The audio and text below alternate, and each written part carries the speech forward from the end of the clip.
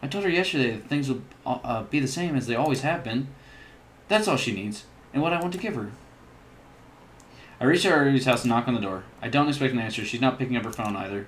Like yesterday, I opened the door and let myself in. Sayori? She really is a heavy sleeper. I swallow. I can't believe I ended up doing this after all. Waking her up in her own house. That really is something that a boyfriend would do, isn't it? In any case, it just feels right. Outside Sayori's room, I knock on her door. Sayori! Wake up, dummy. There's no response. I really didn't want to enter her room like this. Isn't it kind of a breach of privacy? But she really leaves me no choice. I gently open the door. Oh! What the fuck? Huh? What the fuck? Oh, what? Huh?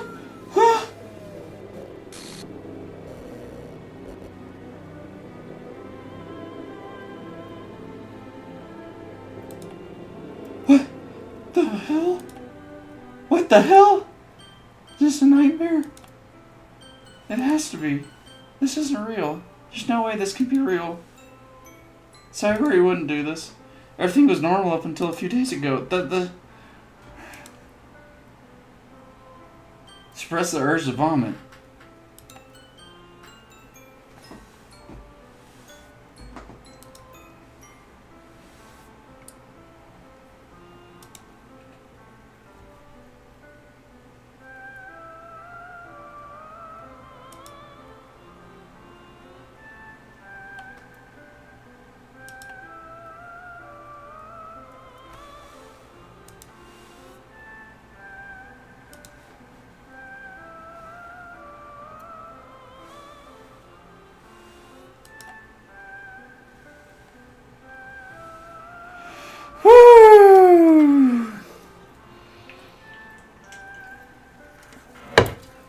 That was traumatizing.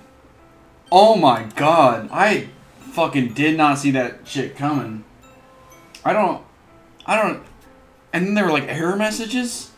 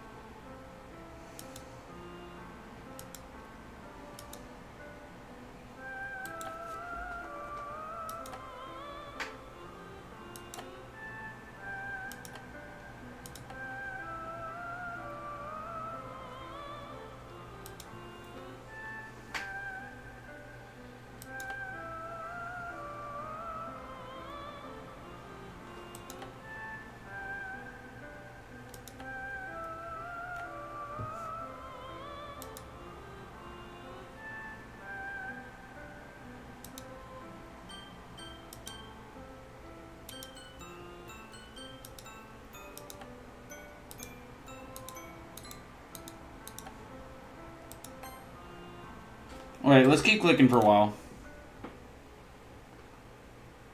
Okay.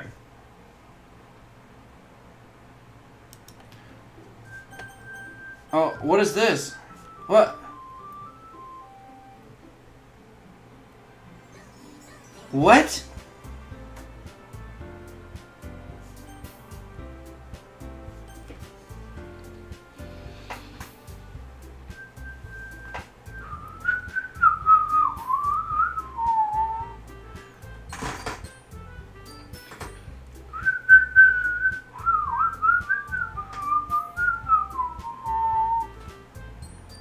What the fuck? What is this?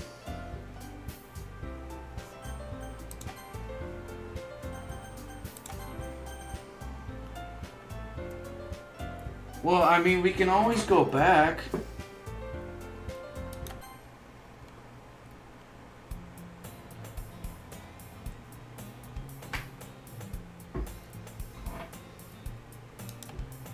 I see an annoying girl run towards me from the distance, waving her arms in the air like she's totally oblivious to any attention she might draw to herself.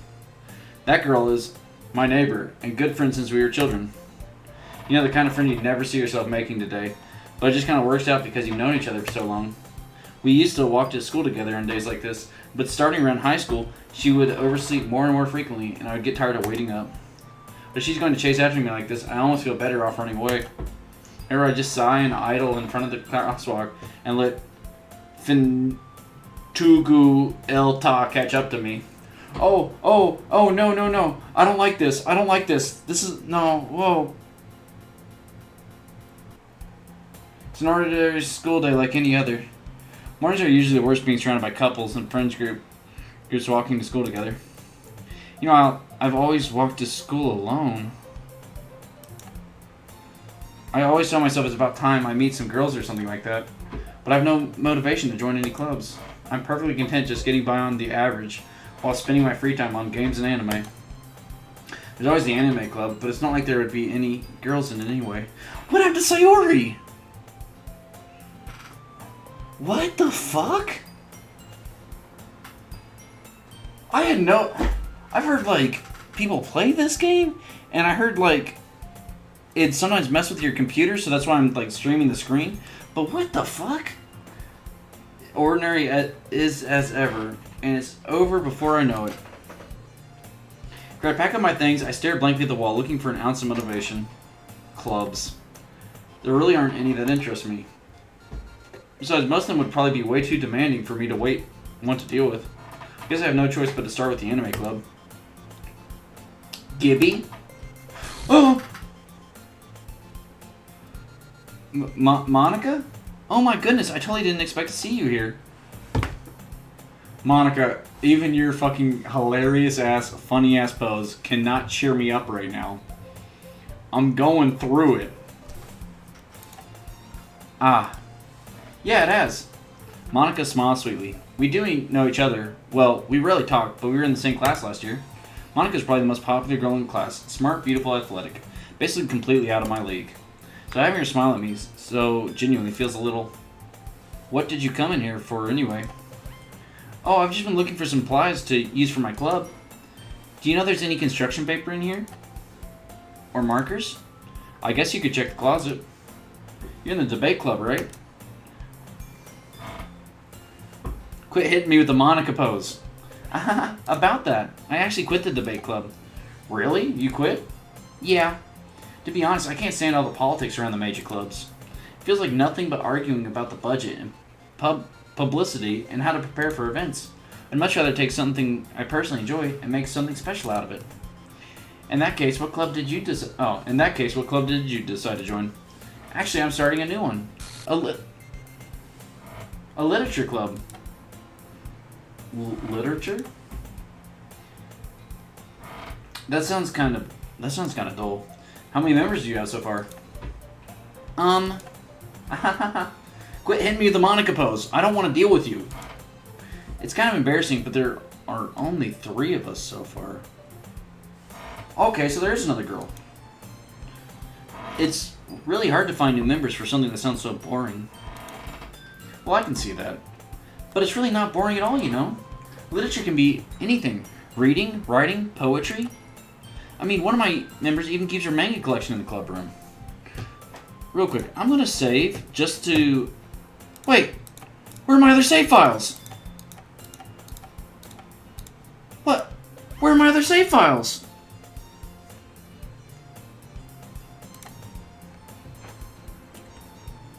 What?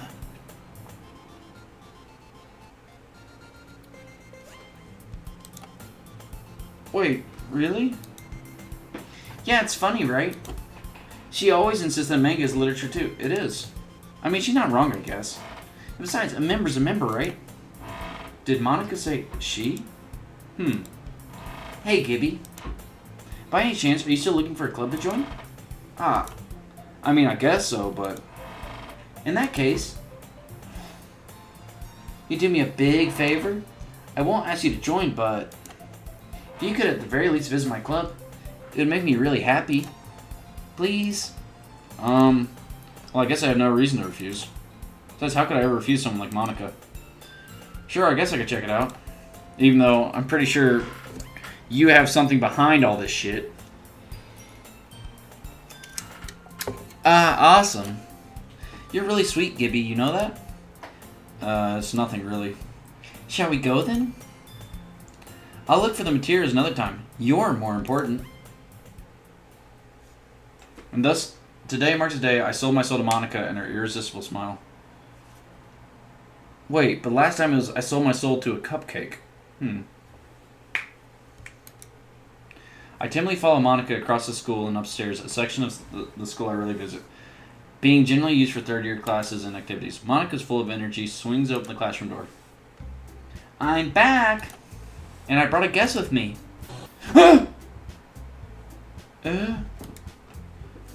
A guest? Seriously? You brought a boy? Way to kill the atmosphere. Don't be mean, Natsuki. But anyway, welcome to the club, Gibby. All words escape me in this situation. This club is full of incredibly cute girls. Her name hasn't changed to Natsuki yet? Interesting. So let me guess. You're Monica's boyfriend, right? What? No, I'm not. Natsuki. The girl with the sour attitude, whose name is apparently Natsuki, is one I don't recognize. Her small figure makes me think she's probably a first year. Anyway, this is Natsuki, energetic as usual, and this is Yuri, the vice president. Wait, what? What did you do? Where's Sayori? It's nice to meet you.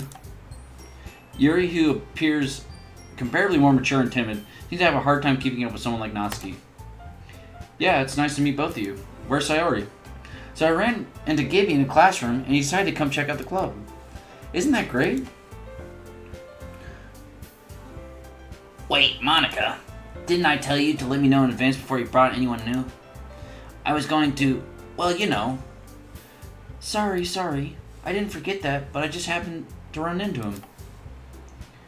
In that case, I should at least make some tea, right? And I don't even get a cupcake this time? I don't even get a kitten cupcake? Yeah, that'd be great. Why don't you come sit down, Gibby? You know, as terrible as what happened to Sayori, because she's a real one, she's the OG, it is 1,000 times better to have, like, distinguished voices I can do between them, because my Sayori voice just sounded like my Monica voice. The girls have a few desks arranged to form a table. This is a real scary game, for real. Yuri walks to the corner of the room and opens the closet. Meanwhile, Monica and Natsuki sit across from each other. Still feeling awkward, I have a seat next to Monica. I'm feeling different than awkward. This game was like, but it woke me up. So I know you didn't really plan on coming here, but we'll make sure you feel right at home, okay? As president of the Literature Club, it's my duty to make the club fun and exciting for everyone. I'm surprised there aren't more people in the club yet. Must be hard to start a new club. You could put it that way. Not many people are very interested in putting out all the effort to start something brand new. Especially when it's something that doesn't grab your attention like literature. You have to work hard to convince people that you're both fun and worthwhile. But it makes school events like the festival that much more important. I'm confident that we can all really grow this club before we graduate. Right, Natsuki? Well, I guess. Natsuki reluctantly agrees. Such different girls, all interested in the same goal. Monica must have worked really hard to find these two. Yuri returns to the table carrying a tea set. She carefully places a teacup in front of each of us before setting down the teapot in the middle. You keep a whole tea set in this classroom? Don't worry, the teachers gave us permission. After all, doesn't a hot cup of tea help you enjoy a good book? I guess. Don't let yourself get intimidated. Yuri's just trying to impress you. That's not. Insulted, Yuri looks away. I meant that, you know. I believe you. Well, tea and reading might not be a pastime for me, but I at least enjoy tea. I'm glad. Yuri faintly smiles to help herself in the relief. So, Gibby, what kind of things do you like to read? Well, considering how little I've read these past few years, I don't really have a good way of answering that. Manga? I muttered quietly to myself, half joking. Natsuki's head suddenly perks up. Looks like she wants to say something, but she keeps quiet. Not much of a reader, I guess. Well, that can change. What am I saying? I spoke without thinking after seeing Yuri's sad smile. Anyway, what about you, Yuri? Well, let's see. You retrace the rim of her teacup with her finger. My favorites are usually not... Wait, I can skip this. Because I've already done all this before. What is going on? I want to find out what's going on.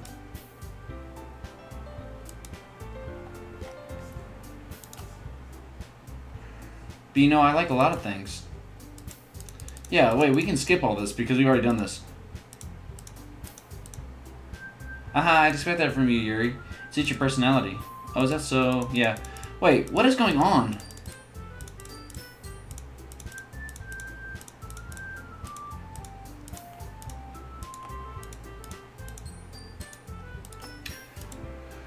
What is going on?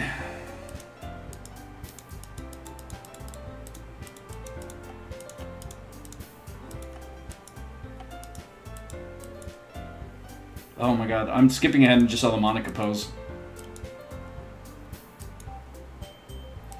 Okay.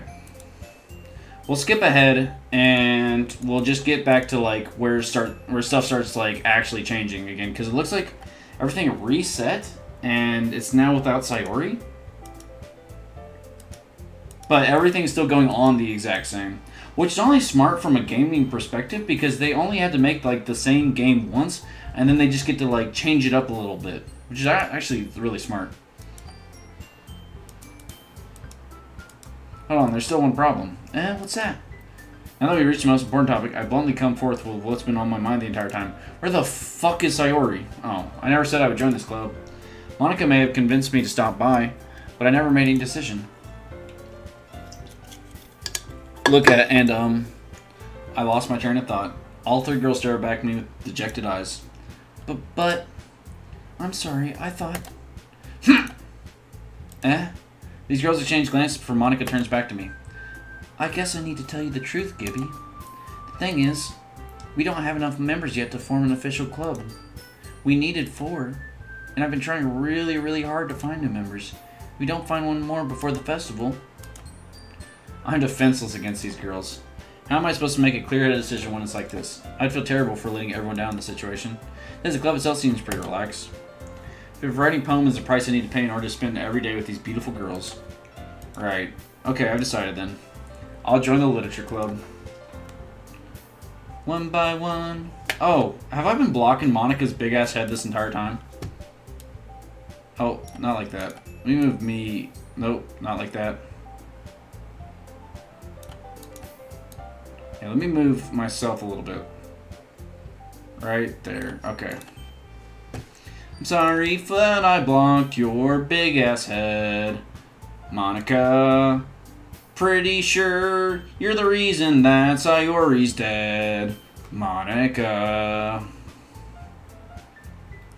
I'll never forgive you for that shit, Monica. 'Cause you're a psychopath, I'm never gonna hit Monica. That's my little song. I hope y'all like that. Little poetry. Oh my goodness, really? Do you really mean that, Gibby?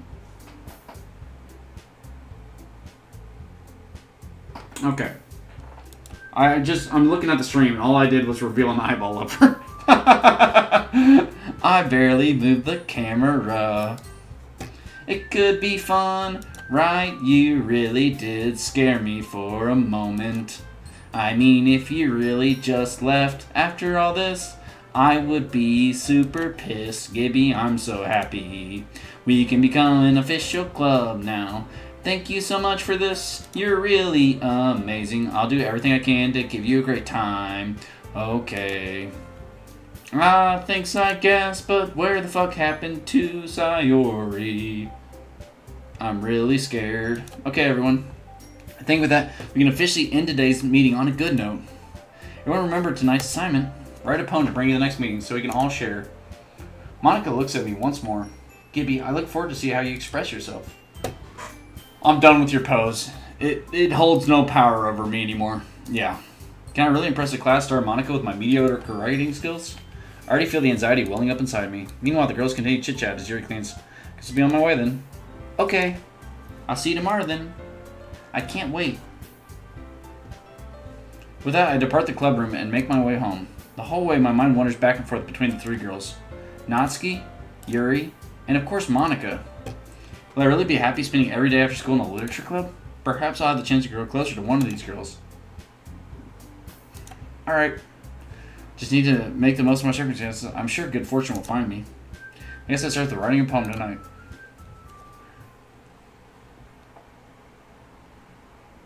You have unlocked a special poem. Would you like to read it? Sure. A joke. A man walked into a club. In the club there was a girl who liked him very much. They spent some time together, and then she liked him even more. One day the girl realized she was in love with him.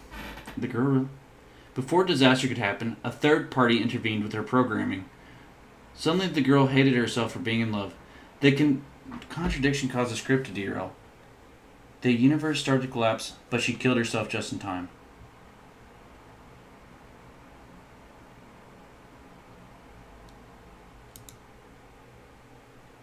So, a third party intervened. So, she killed herself to stop something from like destroying the game or something? Okay, so we've already done a little bit with Natsuki, so let's focus on her. So, she's going to like shopping. She's going to like sweet. She's going to like sugar. Kitty, melancholy is her. Oh, joy. Oh, emotions are her. She just likes goofy stuff. Okay. Okay.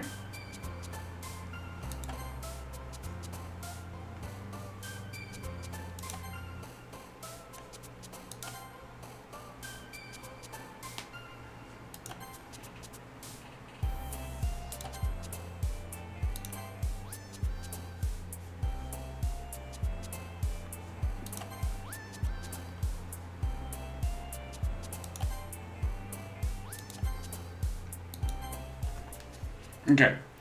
Shout out to whoever's joined. I'm losing my mind. And I just got hit with the Monica pose again. Fuck this, dude. Glad to see you didn't run away on us. Ha ha ha. Nah, don't worry. This might be a little strange for me, but I at least keep my word. Well, I'm back at the literature club. I was the last to come in, so everyone else is already hanging out. Oh! Don't do that shit. That shit freaks me out, dude. I don't know what. What? What is this?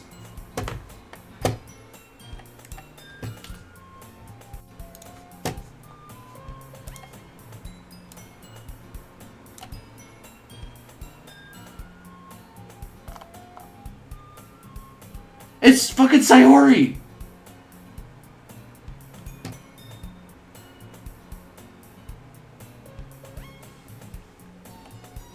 Nah.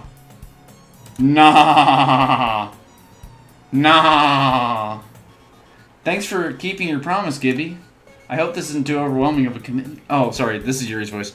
I hope this isn't too overwhelming of a commitment for you. Making you dive headfirst into literature when you're not accustomed to it. Oh, come on, like he deserves any slack. You already had to be dragged here by Monica. I don't know if you plan to just come here and hang out or what. But if you don't take us seriously, then you won't see the end of it. Wait, I can't read. She's covering the thing. Certainly has a big mouth for someone who keeps a manga collection. She's covering the thing. I can't fucking read this. Monica. Natsuki finds herself stuck between saying Monica and manga. Manga is literature. Swiftly defeated, Natsuki pops back in her seat. I'm sorry, Gibby. We'll make sure to put your comfort first, okay? Yuri shoots Natsuki with a disappointed glance. Anyway, now that you're in the club and all, perhaps you might have interest... I'm sorry, I just keep looking at the Sayori. I gotta cover this with my hand. I have interest in picking up a book to read? Well, I can't really say no either way. Like you said, I'm in this club now. So it only feels right for me to do something like that if you ask. Well, wait. I didn't mean it like that. If you don't really want to, then forget I said anything, I guess. No, it's not that, Yuri. I want to try to be a part of this club. So even if I don't read often, I'd be happy to pick up a book if you wanted me to. Are you sure? I just felt like, well, as vice president and all, that should help you get started on something you might like. He reaches in her bag and pulls out a book.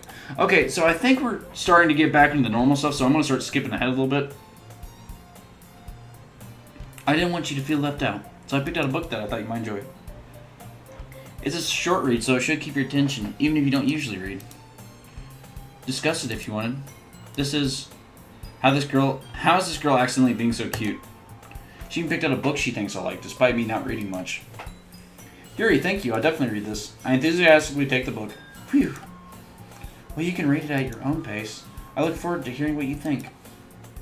Now that everyone's settled in, I expect Monica to kick off some scheduled activities for the club. That doesn't seem to be the case. Yuri's face is already buried in a book. I can't help but notice her intense expression like she was waiting for this chance. Meanwhile, Natsuki is rummaging around in the closet. Ugh. Oh, it's gone now. It's gone now. Fuck. I hear Natsuki utter an exasperated sigh from within the closet. She seems to be annoyed by something. I approach her in case she needs a hand. You looking for something in there?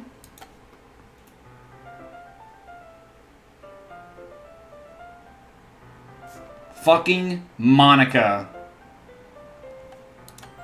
She never puts my stuff back in the right spot. What's the point in keeping your collection organized if someone else is just going to mess it up? Nancy slides a bunch of stacked books and boxes across the shelf. Manga. You read manga, right? Ah. Sometimes. Manga is one of those things where you can't admit you're really into it till you figure out where the other person stands. How did you know, anyway? I heard you bring it up at some point. Oh, wait. I'm sorry. I gotta do the Natsuki voice. Let me clear my throat. Besides, it's kind of written on your face. What's that supposed to mean? I see. There's a lone volume of manga amidst a stack of various books on the side of one of the shelves. Curious, I pull it out of the stack. There it is. Natsuki snatches it out of my hand. She then turns to a box of manga and slits the volume right into the middle of the rest. Ah, much better. Seeing a box with one book missing is probably the most irritating sight in the world. I know that feel. I get a closer look at the box she's admiring. Parfait Girls? It's a series I've never heard of in my life. Which probably means it's either way out of my demographic or it's simply terrible. If you're gonna judge, you can do it through the glass on that door. She points to the classroom door. Hey, I wasn't judging anything. I didn't even say anything. It was the tone of your voice. But I'll tell you one thing, Gibby. Consider... Oh, don't judge a...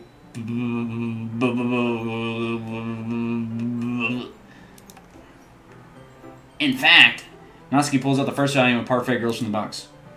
I'm gonna show you exactly why. She shoves the book right in my hands. Ah. I stare at the cover. It features 4 girls in colorful attire striking animated feminine poses. It's exceedingly moe. Don't just stand there. Ooh ah. Natsuki grabs my arm and pulls me out of the closet. She then takes a seat against the wall beneath the windowsills. She pats on the ground next to her, signaling me to sit there. Wouldn't chairs be more comfortable? I take my seat. Chairs wouldn't work. We can't read at the same time like that. And why's that? I guess it's easier to be close together like this. Don't just say that. You'll make me feel weird about it. Natsuki crosses her arm and scooches an inch away from me. Sorry. I didn't exactly expect to be sitting this close to her either. Not that I can say it's a particularly bad thing. I open the book. It's only a few seconds before Natsuki once again inches closer, reclaiming the additional space while she hopes I won't notice.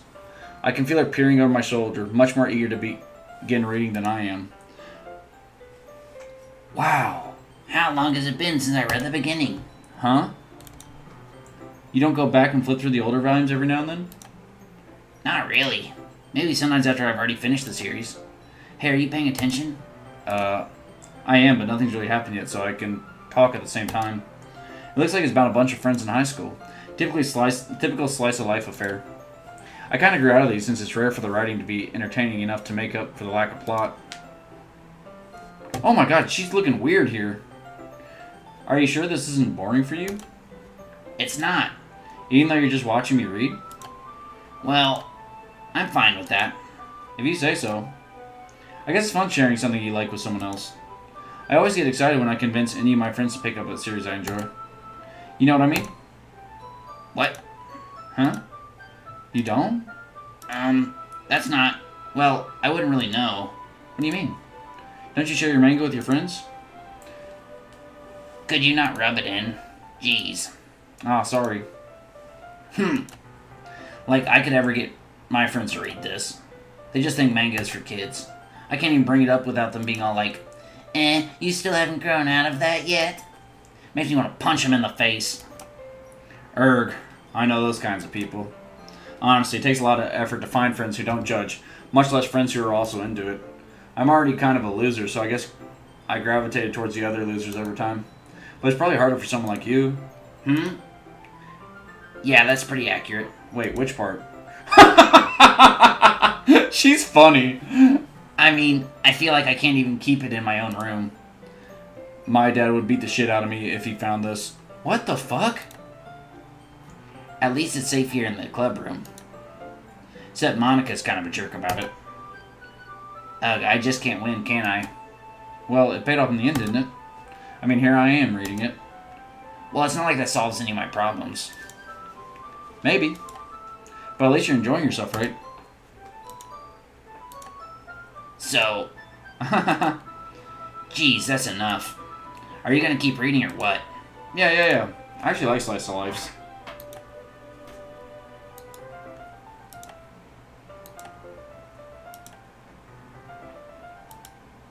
Time passes.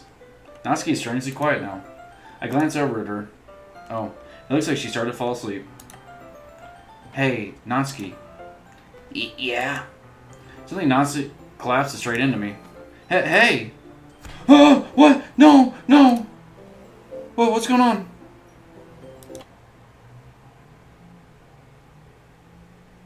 What'd you do?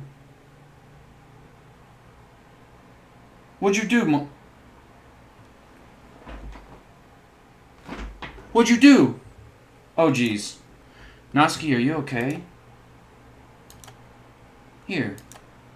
Then he reaches in her bag and pulls out some kind of protein bar. She throws it in Natsuki's direction. Natsuki's eyes suddenly light up again. She snatches the bar from the floor and immediately tears off the wrapper. I told you not to give... She doesn't even finish her sentence before stuffing it into her mouth. Don't worry, Gibby. She's fine. It just happens every now and then. That's why I always keep a snack in my bag for her. Oh, she's just diabetic. Quit hitting this fucking pose. Okay, she's just diabetic. Okay. Why don't we all share poems now? Let's go with Monica. Yeah, let's go with, Yuri. So I should start with her. I can trust her opinion, to be fair. Yuri stares at the poem. A minute passes, more than enough time for her to finish reading. Oh. Sorry. I forgot to start speaking. It's fine. Don't force yourself. I'm not. I just need to put my thoughts into words. Hold on. Okay. This is your first time writing a poem, right? Yeah. Why do you ask? I'm just making sure. I guess that it might be after reading through it. Ah, so it's that bad? Well, actually, I've already done this. What? Okay, so I've already done that, so it auto-skipped it. Okay.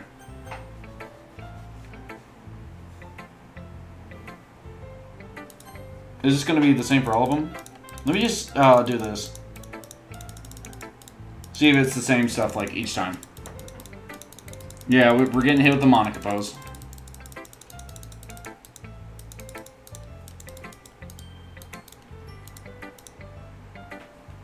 Or leave her any food in the house, so she's in a fussy mood pretty often. Oh, that sucks. Shuts down, like earlier.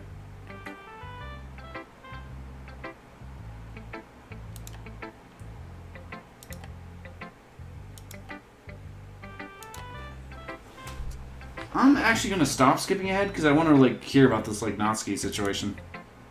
I think in this route, this glitched ass route, we'll go for Natsuki.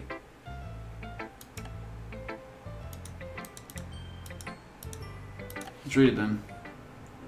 Okay, so this is the same. This is the same.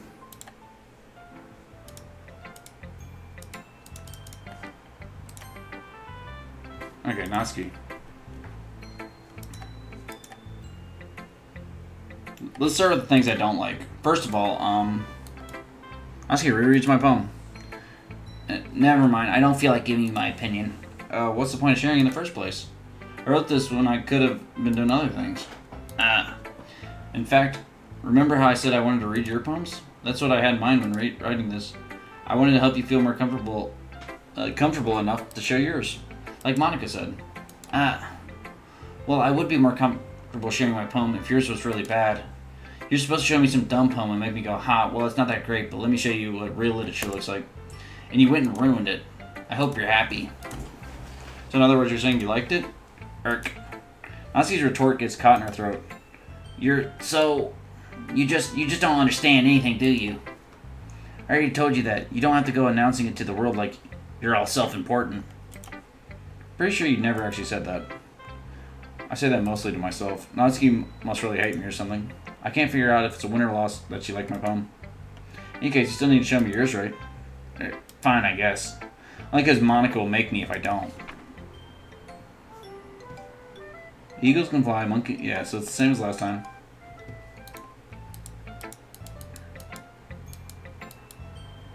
Man said I wouldn't like it. Well...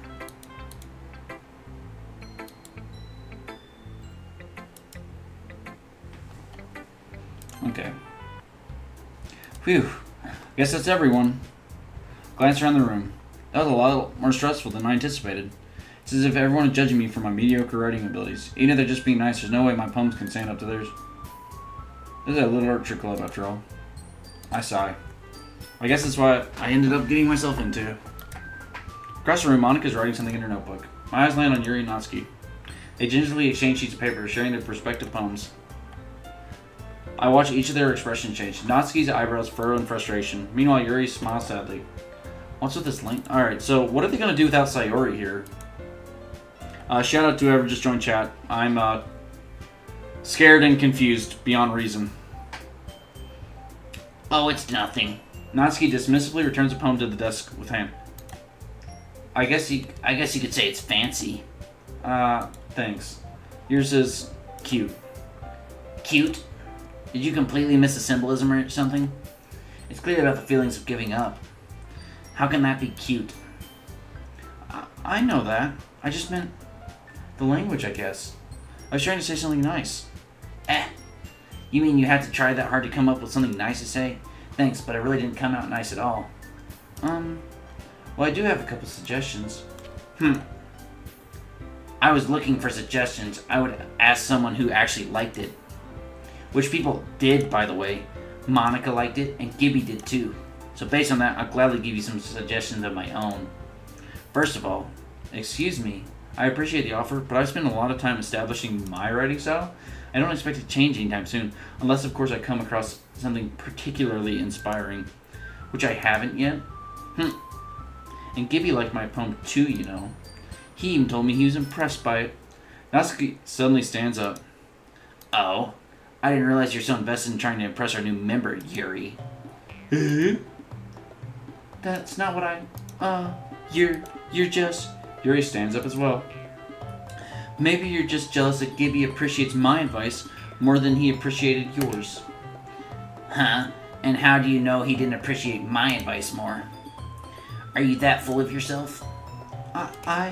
No. If I was full of myself, I would deliberately go out of my way to make everything I do overly cutesy. Damn, she assassinated her again. I remember when she did that the first time. It was so funny. Well, you know what? I wasn't the one whose boobs magically grew a size bigger as soon as Gibby started showing up. Natsuki. Natsuki, that's a little... This doesn't involve you. Taking out your own insecurities on others like that, you really act as young as you look, Natsuki. Me? Look who's talking, you wanna be edgy bit... What? Edgy? Sorry that my lifestyle is too much for someone of your mental age to comprehend. What is going on? See? Just saying that proves my point. Most people learn to get over them. You're in middle school, you know? I don't like this. I don't like this. I don't like this. The other thing cute about you is how hard you try. Well, be careful. You might cut yourself on that edge, Yuri. Oh, my bad. You already do that, don't you? Did you just accuse me of cutting myself? What the fuck is wrong with your head? Yeah, go on. Let Gibby hear everything you really think. I'm sure it'll be head over heels for you after this. Suddenly Yuri turned towards me as if she knows I was standing there. Gibby, she's just trying to make you look bad. That's not true. She started it. How did, can I save? I can't even save! Fuck me, dude! Oh my god! Well, we're going with Natsuki this route, so we'll go with Natsuki.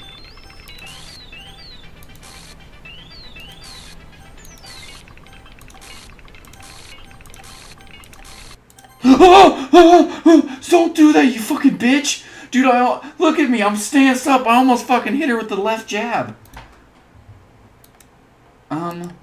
Hey, Gibby. Why don't we step outside for a little bit? Wait, the chat is moving around her. She's definitely cursed. Okay. Sorry about that. They really shouldn't have tried to get you involved. It's probably better for us to stay out of this. Well, go back inside once you're done yelling. Oh my god, no, I'm done with the Monica pose, dude. I'm done with this fucking Monica pose. It's so funny. Some president I am, right? I can't even confront my own club members properly. I just wish I was able to be a little bit more assertive sometimes. But I never have it in me to put my foot down against others. You understand, right? Anyway, if this makes you want to spend less time with the others, then that's fine. I'd be happy to spend time with you instead. Suddenly Natsuki runs out of the classroom. Aww. She quickly runs away. Oh dear. Well, it looks like they're done. I didn't mean it. I didn't mean it. I didn't mean it. Yuri's rocking back and forth in the dust with her palms on her forehead. Yuri? I didn't mean it. I believe you. I have no idea what Yuri might have said to Natsuki. Or did. Gibby, please don't hate me. Please. I'm not like this. There's something wrong with me today. It's fine, Yuri. We know you didn't mean it. Besides, I'm sure Natsuki will forget all about it by tomorrow. Completely. That's creepy. Anyway, the meeting's over, so you can go home now if you want. Yuri looks at me like she wants to say something, but she keeps glancing at Monica. You can go first, Monica. I'd like to stay a little bit longer. I'm the president, so I should be the last one out. I'll wait for you to be done. Well, I'm vice president, so please let me take that responsibility today. It kind of sounds like you don't want me around for something, Yuri. It's not that. It's not that. I didn't get much of a chance to discuss my book with Gibby. It would just be embarrassing with you listening. Sigh. I guess I don't really have a choice, do I? I'm sorry for causing trouble, but I really appreciate you. Oh. What? Okay. We're still aiming towards Natsuki, but I'm so fucking confused. So we'll go pink, love, aura. Oh no, she'd be aura. Kitty, heart, puppy, milk, whistle, ribbon, papa. Scars would probably be her. Yeah, I was just wondering. Smile, vivid. Oh, she'd be vivid because it's a fancier word. Games, sing, candy, pop, kiss, hair, headphones. Okay. Another day passes and it's time for the club meeting already. I've gotten a little bit more comfortable here over the past couple days. In the club room, the usual scene greets me. Welcome back, Gibby. Hi, Yuri. I'm not sure if it's me or if it's Yuri's expression, but the weight of yesterday's quarrel still hangs in the air a little. Yuri glances over her shoulder, looking around the room. Natsuki's reading a manga at a desk, and surprisingly, Monica isn't here yet. Suddenly, Yuri takes my arm and pulls me to the corner of the room. About yesterday, I really need to apologize. Nothing like that has ever happened before, and something just came over me, I guess. I wasn't acting mentally sound. Please don't think we're usually like this. Not just me, but Natsuki as well. Yuri, I'm happy that you were considerate and apologized. You don't have to worry too much. Even though I've only been here a couple days, I could tell something was off yesterday. Maybe we're just a little extra sensitive because it was our first time sharing poems. But whatever it was, it didn't make me think any less of you. I'd already decided that there's no way you can be a bad person. And now that you're apologizing, I know you really didn't mean it.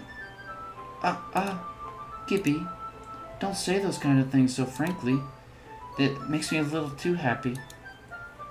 I'm really glad that you're such an understanding person. I thought it was my time to read. And I'm really glad that you joined this club. Everything is a little bit brighter with you around, and... Sorry, what am I saying right now?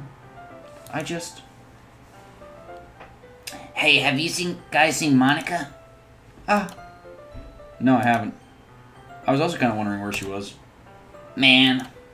Yuri, I'm guessing you haven't either? Yuri's clearly taken back by how calmly Natsuki is addressing her. No, I haven't. Geez, this isn't like her at all. I know it's stupid, but I can't help but worry a little bit. What? Why are you looking at me like that? Natsuki, about yesterday, I just wanted to apologize. I promise I didn't mean any of the things I said, and I'll do my best to stay under control from now on. So... Yuri, what the heck are you talking about? Did you do something yesterday? Jeez. Whatever's on your mind, I'm sure it was nothing. I don't even remember anything bad happening. You're the kind of person who worries too much about the little things, aren't you? But... I'll accept your apology anyway if it helps you feel better about it. Besides, it's kind of nice to hear since I was always afraid you secretly hated me or something. No, not at all. I don't hate you. Well, you're kind of weird, but I don't hate you either. Natsuki turns to me. You're still on trial, though. Hey. Suddenly the door swings open. Sorry, I'm super sorry. Ah, there you are. I didn't mean to be late. I hope you guys weren't worried or anything. Nah. Well, Natsuki was. I was not. Oh, sorry, wrong voice. What took you so long anyway? Well, my last period was study hall. To be honest, I kind of just lost track of time. That makes no sense, though. You would have at least heard the bell, right? I must not have heard it since I was practicing piano. Piano? I wasn't aware you played music as well, Monica. Don't give me more credit than I deserve. I guess I've been practicing for a while, but I'm still not really good yet. Still, that must require a lot of dedication. So I'm still impressed. Oh my god, I'm so sick of the Monica pose. You should play something for us sometime. That's... Monica looks at me. Well, I'm working on writing a song, but it's not quite done yet. Maybe once I get a little bit better, I will. That sounds cool. I look forward to it. Is that so? Not really. You scare me, Monica. I'm gonna be honest with you. In that case, I won't let you down, Gibby. Monica smiles sweetly. I didn't mean any pressure or anything like that. Don't worry. I was hoping that I could share it with you anyway. I guess that's why I've been practicing so much recently. I see. I'm not sure if Monica was referring to the whole club or just me. In that case, best of luck. Thanks. So I didn't miss anything, did I? No, not really. I chose not to bring up anything that the three of us talked about. Besides, Natsuki has already run off into the closet. Gibby, since your compliment put me in a good mood, I was wondering if you'd like to spend some time together today. I mean, in the club. I suppose so. I don't think I could say no to you after you gave me that book to me. Well, I guess I need to make sure Natsuki isn't waiting for me. After we finished reading yesterday, she's fine. She's reading over there, see? Don't think about her so much. She's used to being ignored. Come on, we're going over there.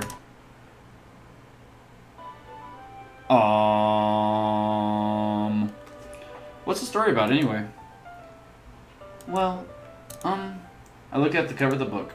The book is titled Portrait of Markov. There's an ominous eye symbol on the front cover. Basically, it's about this religious camp that was turned into a human experiment prison. And the people trapped there have this trait that turns them into killing machines that lust for blood. What the fuck? But the facility gets even worse, and they start selectively breeding people by cutting out their limbs and affixing them to... Oh, that might be a little bit of a spoiler. But anyway, I'm really into it. The book, I mean. Not the thing about the limbs. That's kind of dark, isn't it?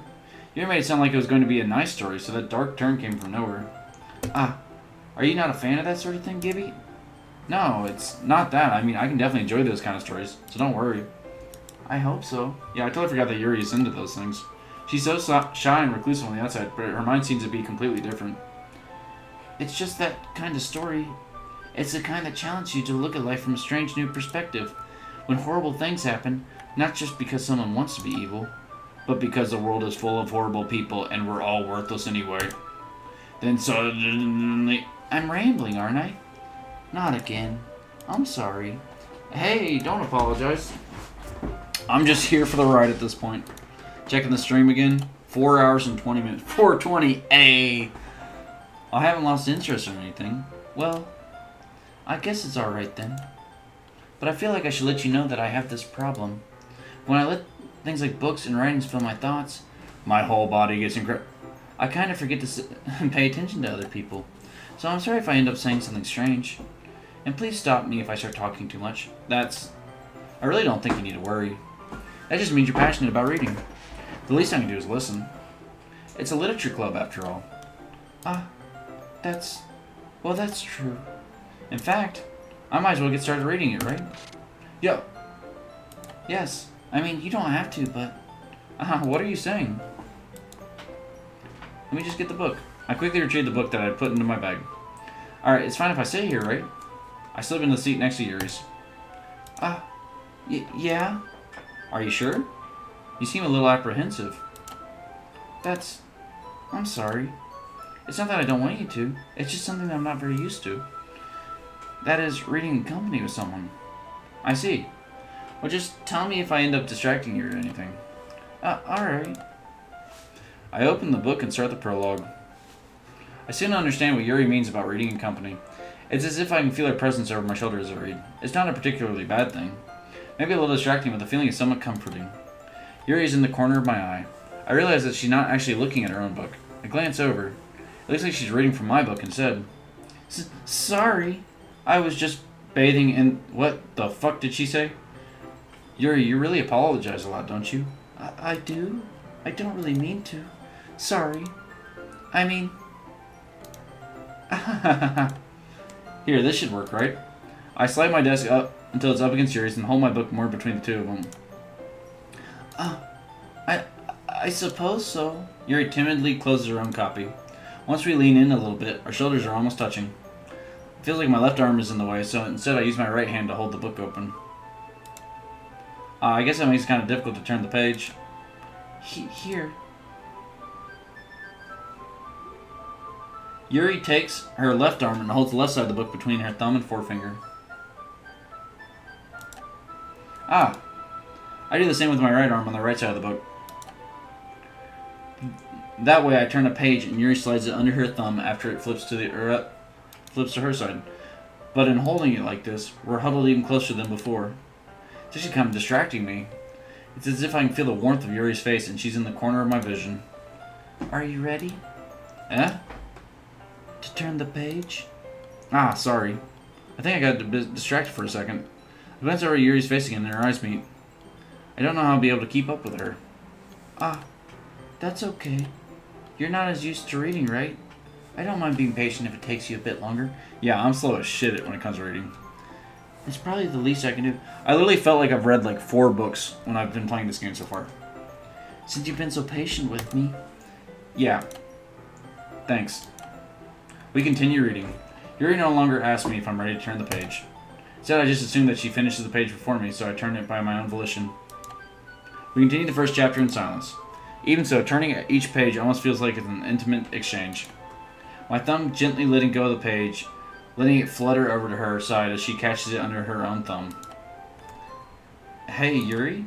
This might be a silly thought, but the main character kind of reminds me of you a little bit. No, I don't relate to this character at all. Definitely not. Really?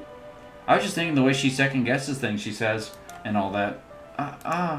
That's what you're talking about. Sorry, I thought you meant something else about her.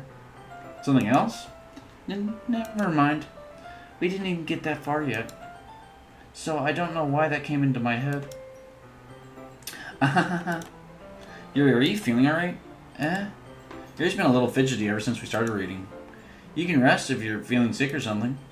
Your breathing is a little... My breathing? Yuri puts her hand on her chest as if to feel her heartbeat.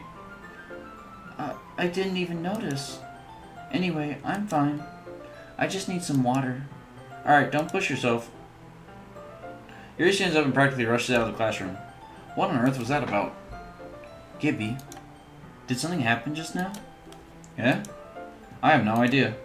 Yuri's acting a little strange, I guess. So you don't know anything. Sorry, I can't say I do. Are you worried about her? Oh, no, not really. I was just making sure that you didn't do anything to her. No, nothing. Haha, don't worry, I believe you, silly. Bro, this fucking Monica pose. Yuri just does this sometimes, so it's nothing alarming. Alright, if you say so. Anyway, why don't we start with sharing our poems with each other? Huh? Shouldn't we wait for Yuri? Well, she might be a while, so I figured we'd get started without her. Is that okay? Yeah, I was just asking. I stand up. Where I left off in the book and then slip it back into my bag.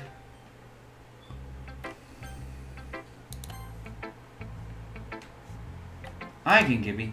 How's the writing going? Alright, I guess. I'll take that. As long as it's not going bad. I'm happy that you're applying yourself. Maybe soon you come up with a masterpiece. Oh, yeah. Alright, this is the same as last time. Except she's going to say that it's like something that Natsuki would like. I was going ooh in my head while reading it. It's really metaphorical. I'm not sure why, but I didn't expect you to go for something so deep. I guess I underestimated you. It's easy for me to keep everyone's expectations low. That way, it always counts when I put in some effort. That's not very fair. Well, I guess it worked anyway. You know that Yuri likes this kind of... Wait, no. I picked options for Natsuki. Why am I getting the Yuri route? Yeah, it's weird. It's like Natsuki got like entirely pushed to the side even though I was doing the Natsuki options. Yuri likes this kind of writing, right? Writing that's full of imagery and symbolism? Sometimes I feel like Yuri's mind is just totally detached from reality. I don't mean like that like it's a bad thing though, but sometimes I get the impression that she's just totally given up on people. She spends so much time in her own head that it's probably much a more interesting place for her. That's why she gets so happy when you treat her with lots of kindness. I don't think she's used to being indulged like that. She must be really starved for social interaction, so don't blame her for coming on a little strongly. Like earlier. I think if she gets too stimulated, she ends up withdrawing and looking for alone time. Suddenly the door opens. Yuri! I'm back. Did I miss anything? Not really. Well, we started sharing our poems with each other. Huh? Already? I'm sorry for being late. No need to apologize. We still have plenty of time, so I'm more glad that you took all the time you needed. Alright. Thanks, Monica. I suppose I should get my poem now. But anyway, you want to read my poem now. I like the way this one turned out, so I hope you do too. Save me.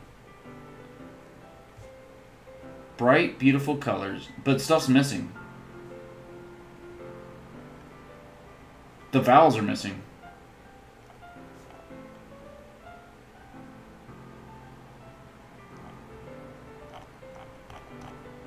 Delete her. Wait.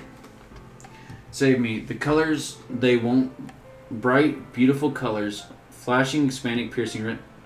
Endless cacophony of meaningless noise. The noise that won't stop. Violently, grating.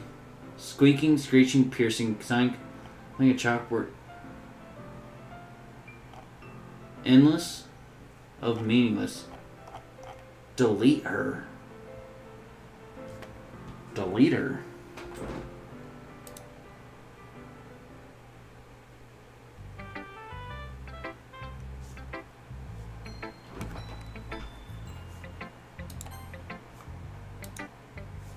My other saves are still gone. Sorry, I know it's kind of abstract. I'm just trying to, well, never mind. There's no point in explaining. Anyway, here's Monica's writing tip of the day. Sometimes you'll find yourself facing a difficult decision. When that happens, don't forget to save your game.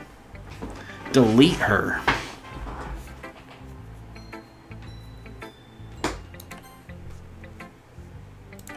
Yeah, I got one for you, Monica.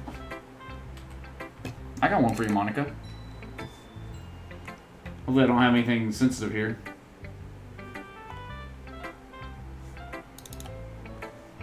Hopefully there's nothing sensitive there. I got something for you, bitch.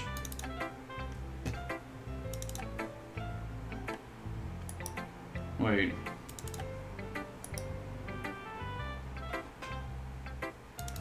I really hope there's nothing sensitive here, but I think I can... Oh man, I really hope there's nothing sensitive here, but, fuck, where would she be? I feel like I remember hearing somebody say something about this, like, when playing this game.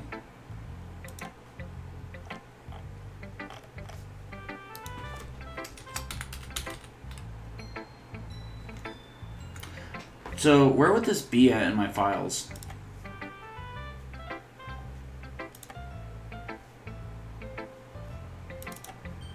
No, it's just that.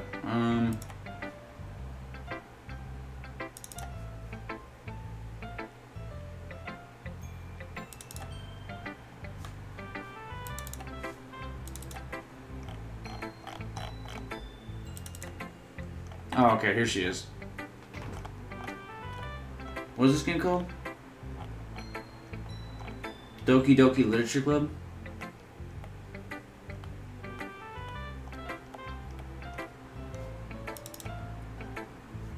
What the fuck?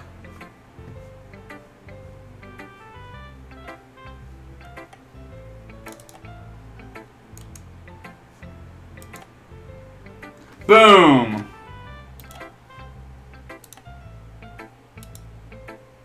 Who am I talking to? Can you hear me? Tell me you can hear me. Anything? Okay. That's my advice for today. Thanks for listening. Okay, I deleted Monica. Well, it's not terrible, but it's pretty disappointing after your last one. Then again, if this one was as good as your last one, I'd be completely pissed. Well, I guess I want to try something a little different this time. Fair enough. You're still new to this, so I wouldn't expect you to find your style right away. I mean, everyone in the club writes differently from each other. Maybe you'll find a little influence from all of us. For instance, I noticed that you're spending some time with Yuri today. Not that I care who you spend your time with. After all, I was taught never to expect anything from anybody. It's not like I was waiting for you or anything. Still, you should at least look over my poem. You'll probably be able to learn something from it. Oh, wait. Is there code here?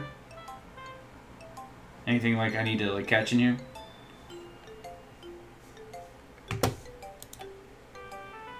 Gibby, why didn't you come read with me today? I was waiting for you. I was waiting for a long time. It was the only thing I had to look forward to today. Why did you ruin it? Do you like Yuri more? I think you're better off not associating with her. Are you listening to me? Yuri is a sick freak. That should be obvious by now. So just play with me instead, okay? You don't hate me, Gibby, do you? Do you hate me? Do you want to make me go home crying? The club is the only place I feel safe. Don't ruin that for me. Don't ruin it. Please. Just stop talking to Yuri. Play with me instead. It's all I have. Play with me. Play with me.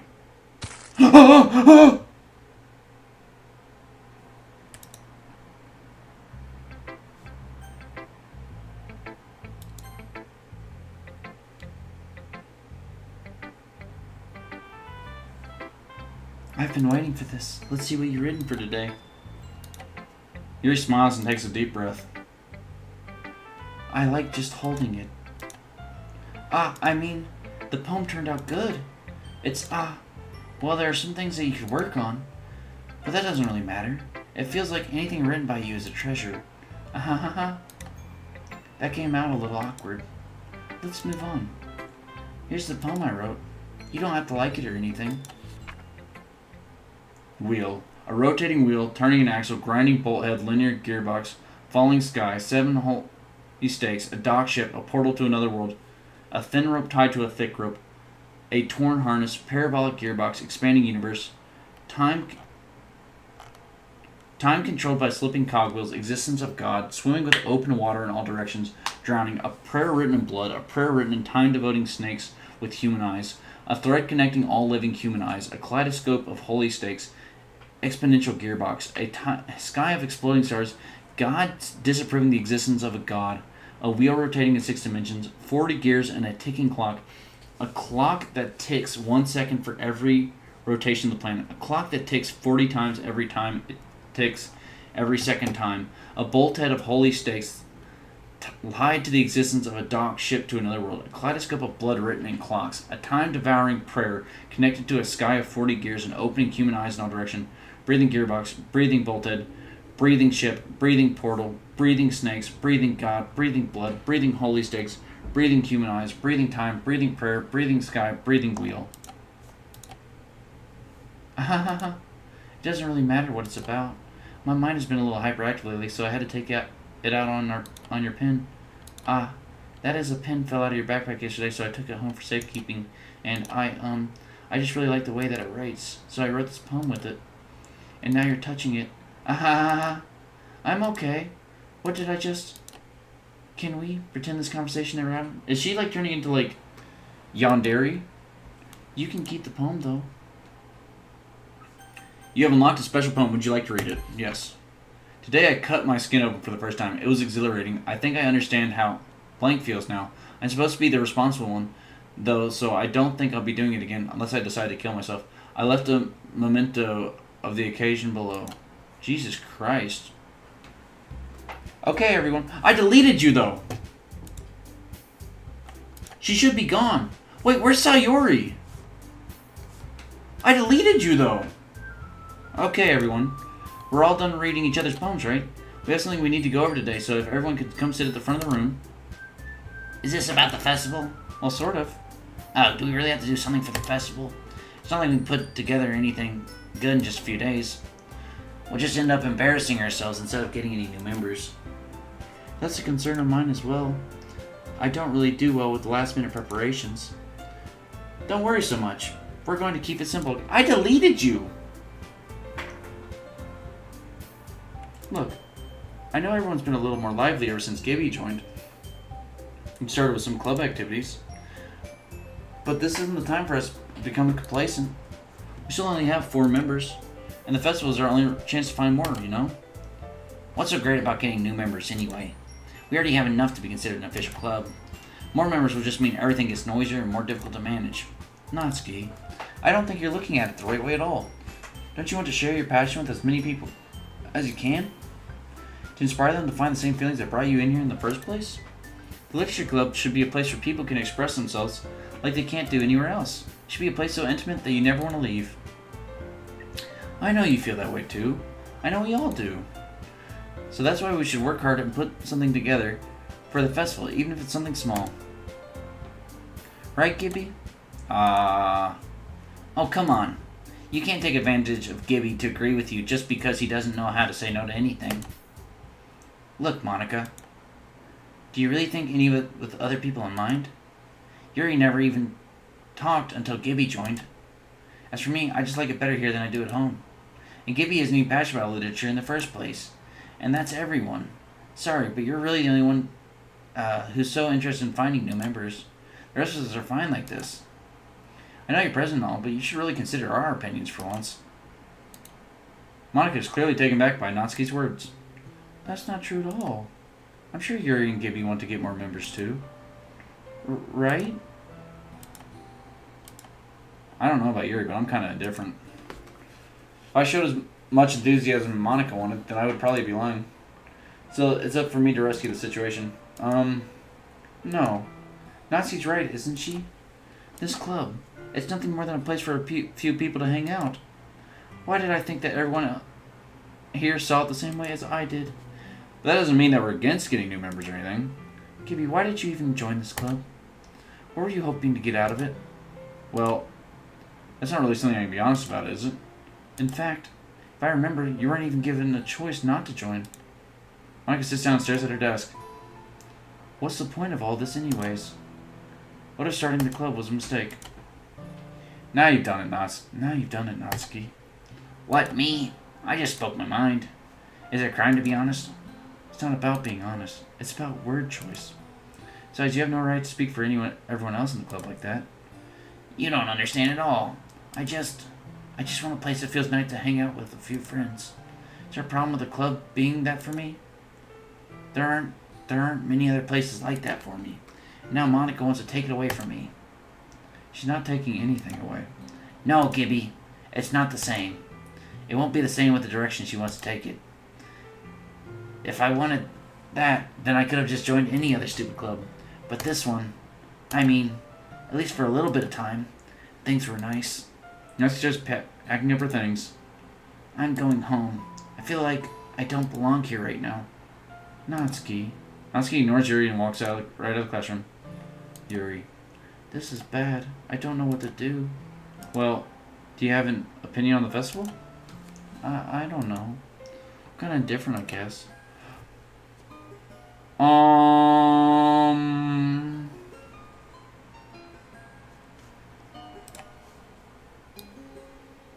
Alright, I'm gonna cut you off, Godzilla. Shit just seems like it's happening more on the left.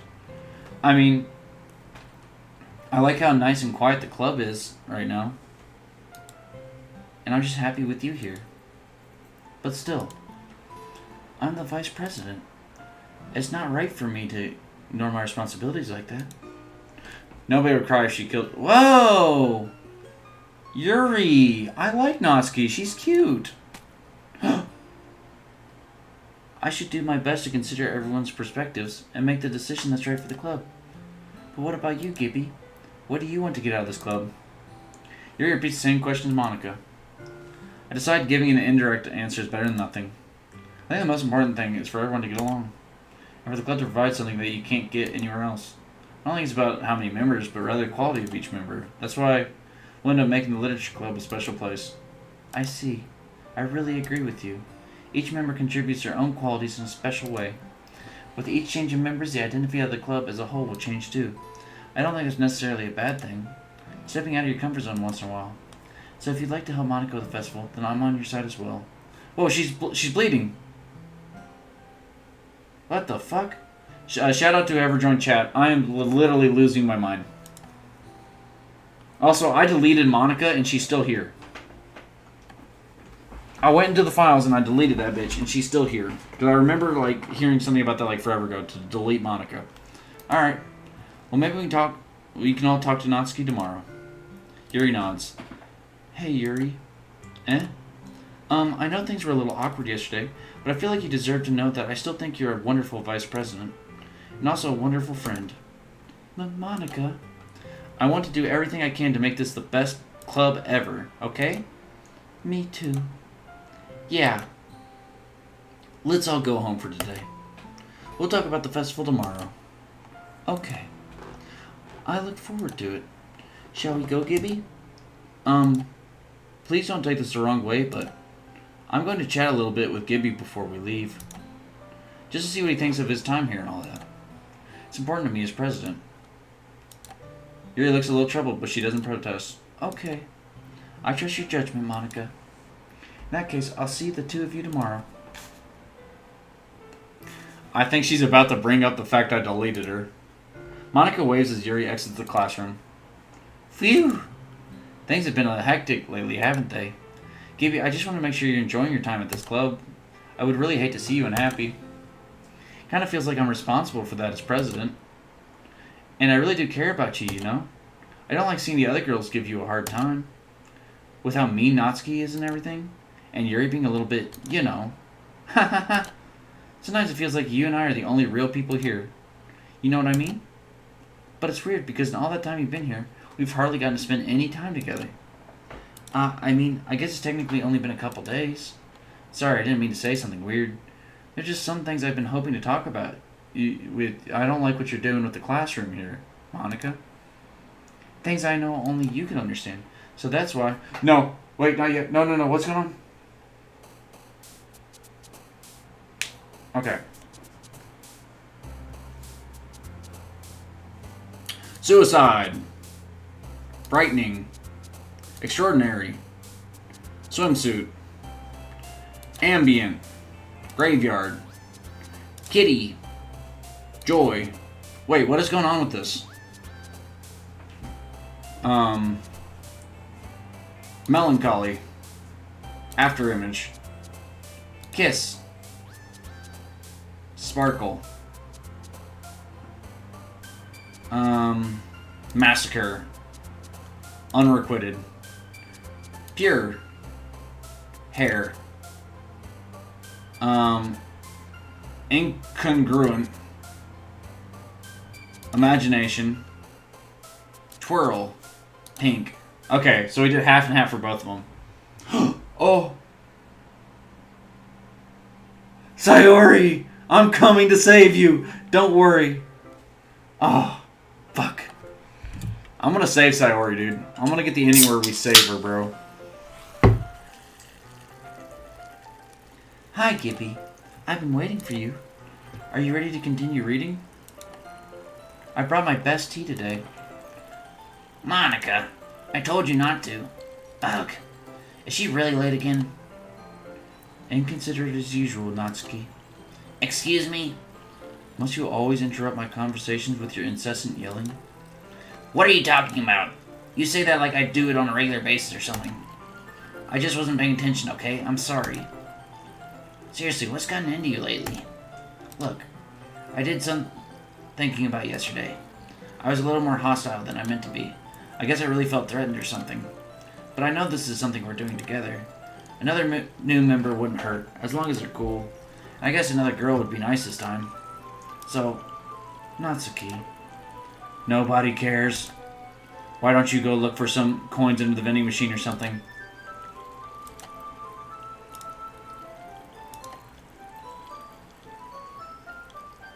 What the fuck?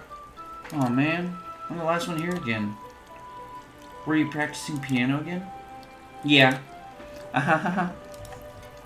You must have a lot of determination.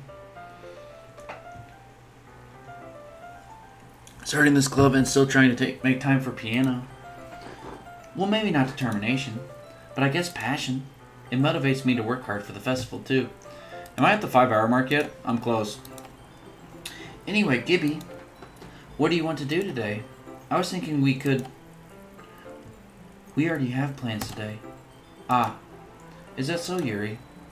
That's correct. Gibby is already engaged in a novel that we were reading together. Aren't you glad I've already gotten him into literature, Monica? I suppose. I was just... Actually, it doesn't matter. It really doesn't. You guys can do whatever you want. Yes! Oh gosh, she looks scary there. Thank you for understanding, Monica. She's going a little yandere. Actually, I have a request. Do you mind if I make some tea first? Not at all. Thanks very much. There's one thing that can make my reading time here any better. It's a nice cup of tea. Not to mention for yourself as well. Yuri stands up and makes her way to the closet. I follow and watch as she retrieves a small water pitcher from the shelf. The kind with the filter inside. Can you hold this for a second? Sure.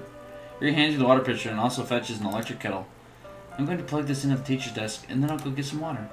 She walks past me and sets the kettle down on the teacher's desk. I simply watch her movements. To my surprise, the way she moves really contrasts her speaking mannerisms. Especially because of her long legs, Yuri appears elegant and methodical. Okay, may I have the water pitcher? Thanks, I'll be right back. I might as well walk with you. That's okay. You stay here. It won't take long. Pitcher in hand, Yuri hurries out of the classroom. Ah, did Yuri leave you again? No, it's not like that this time. She's just filling up the water pitcher to make tea. Oh, okay. Ah, the fucking Monica pose. Sorry for misunderstanding. 10 minutes pass. Yuri said it wouldn't take long. Something holding her up? I'm bored just waiting here, so I decided to go look for her. Let's see. The most logical place for the nearest water fountain. I start heading down the hallway. Ha ha ha! Ha ha ha! What's that noise? It's coming from around the corner. It sounds like breathing. Sharp inhale like something is sucking the air through their teeth. Are they in pain? I reach the corner and peer around it. Yuri? Yeah. Oh, God.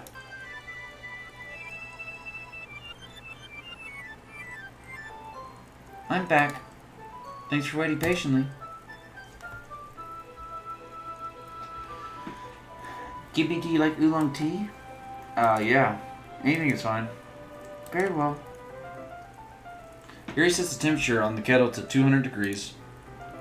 Now it's time to get the teapot. You really do this properly, don't you? Of course. I shouldn't do any less when I'm making tea for others.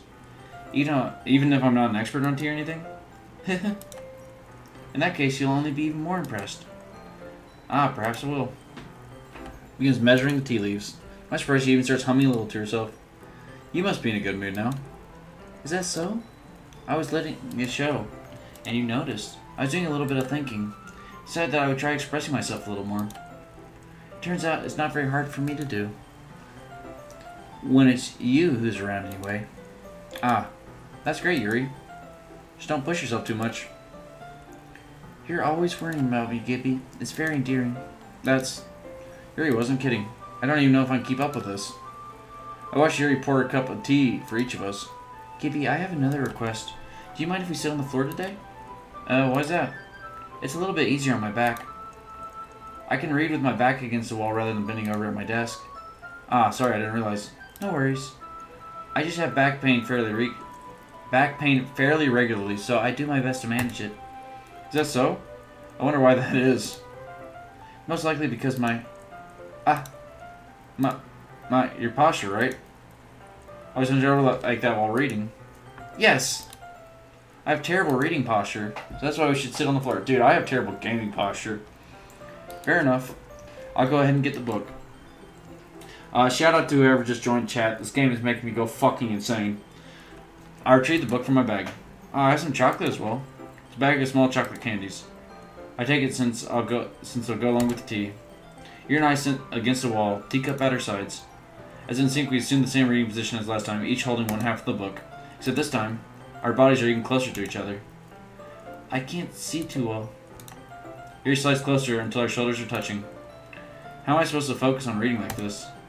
Yuri is always kind of cute, but when she's being less apprehensive, it's almost more than I can handle. Your teacup. Yuri hands me my teacup, holding it with my hand that's not holding the book.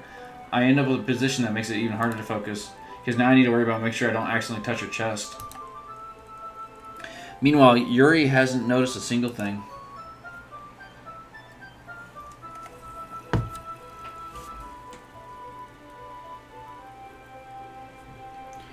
She wears her intense reading expression, and I can only presume the world around her has faded away. I use all my willpower to focus on reading. A few minutes, I finally manage to relax a little. I put the teacup between my legs and fumble with the chocolate wrapper.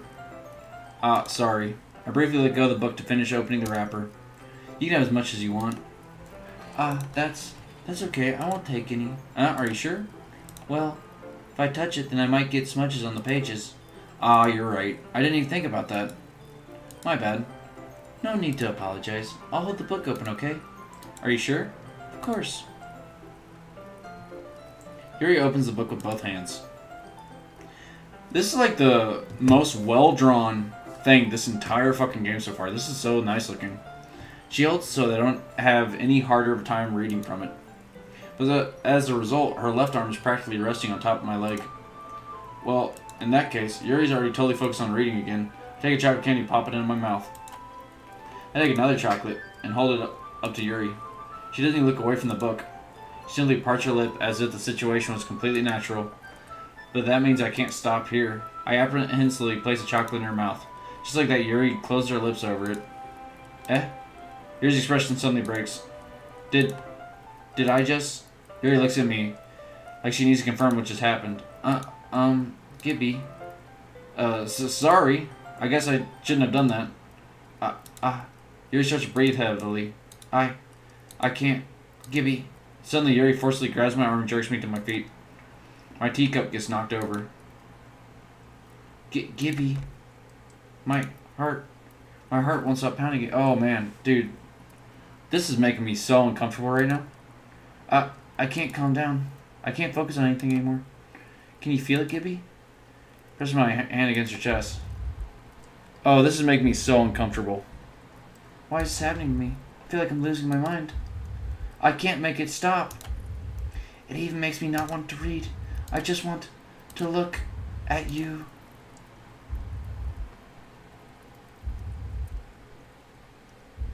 Huh.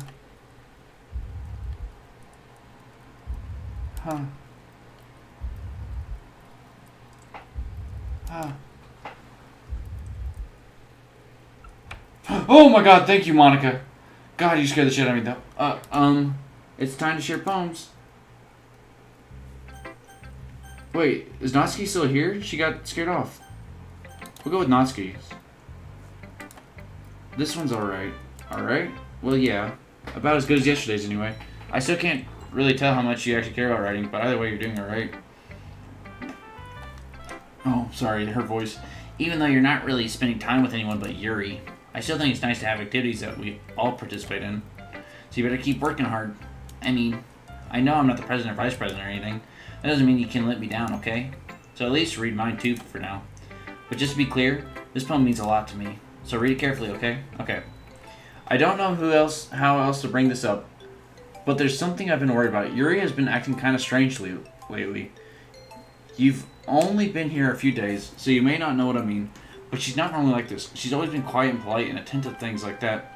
Okay, this is really embarrassing, but I'm forcing myself to suck it up. The truth is, I'm really worried about her, but if I try talking to her, she'll just get mad at me again. I don't know what to do. I think you're the only person that she'll listen to. I don't know why, but please try to do something. Maybe you can convince her to talk to a therapist. I've always wanted to try being better friends with Yuri, and it really hurts me to see this happening. I know I'm going to hate myself later for admitting that, but right now I don't care. It just feels so helpless. So please, see if you can do something to help. I don't want anything bad to happen to her. I'll make you cupcakes if I have to. Just please try to do something. Sir Monica, I don't know why, but she's really dismissive about this. It's like she just wants us to ignore it. So I'm mad at her right now, and that's why I'm coming to you about this. Don't let her know I wrote this. Just pretend like I gave you a really good poem, okay? I'm counting on you. Thanks for reading. Oh. I changed my mind. Ignore everything you just read. There's no point in trying to do anything. It's Yuri's own fault that she's so unlikable. Can you hear me, Gibby? If you would just spend more time with Monica, all these problems would go away. I knew it was Monica. Yuri and I are too messed up for someone so wonderful as you. Just think of Monica from now on. Just Monica. Just Monica. Just Monica.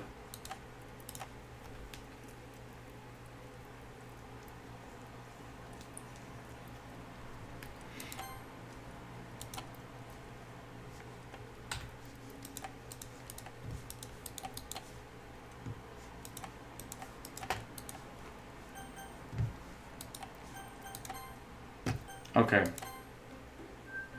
What? Just Monica.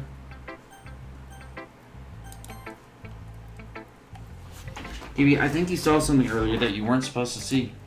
I didn't want to have to tell you this, but I don't think I have a choice. It's getting kind of dangerous for you to spend so much time with Yuri. I don't know why, but she seems pretty easily excitable when she's around you. Which shouldn't be a problem in itself. But when Yuri gets too excited, she finds a place to hide and starts cutting herself with a pocket knife. What the fuck? Isn't that kind of messed up?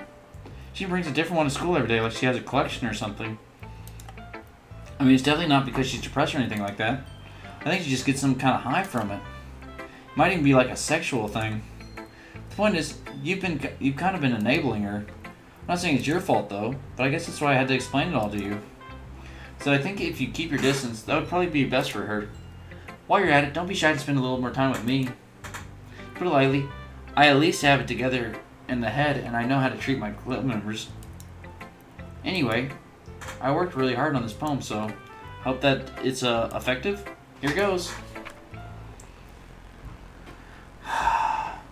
Jeez, that really startled me. Well, I guess I kind of messed up at writing this poem. I was just trying to... Never mind. Let's just move on.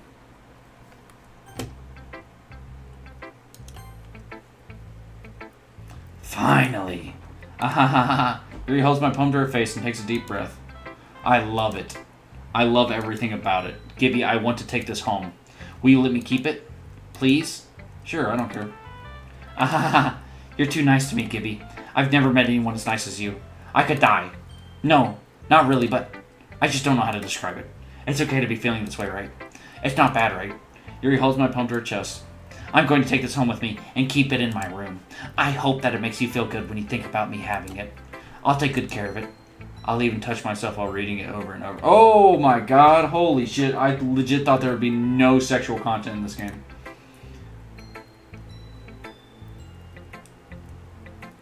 I don't feel like reading this shit. I'll give myself paper cuts so your skin oil enters my bloodstream is insane.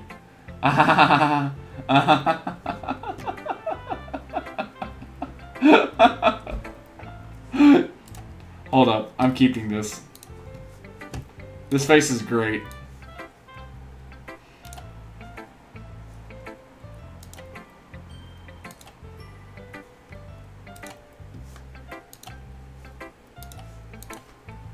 You can have my poem too. Besides, after you read it, I know you're really going to want to keep it. Here, take it. I can't wait any longer. Hurry, read it.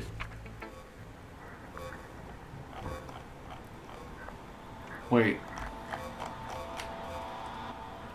Rep wants to.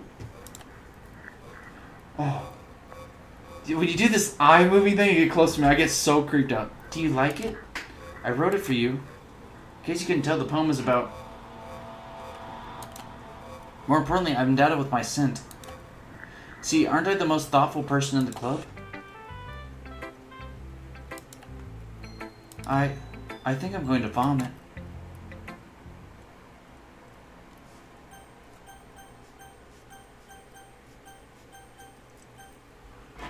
Yes. Oh, I can't convince myself to go to therapy when I'm the happiest I've ever been. I'd rather keep this up until I blow my cover and someone takes me to the emergency room. Oh, Jesus, that's so fucking sad. Okay, everyone. It's time to figure out the festival preparations. Let's hurry and get this over with. Stagnating air is common foreshadowing that something terrible is about to happen. Look, can we just get this done? I'm going to be printing and assembling all the poetry pamphlets. Natsuki, you can make cupcakes. I know you're at least good at that. Yuri, you can... Well, it doesn't matter. Do whatever you want, as long as you think it'll help. Monica, I'm not useless, you know. I know that. I already know what I'd like to do. We can't run a successful poetry event without having the right atmosphere for the occasion. So I'm going to make decorations and set up some nice mood lighting. There, see? That's a great idea.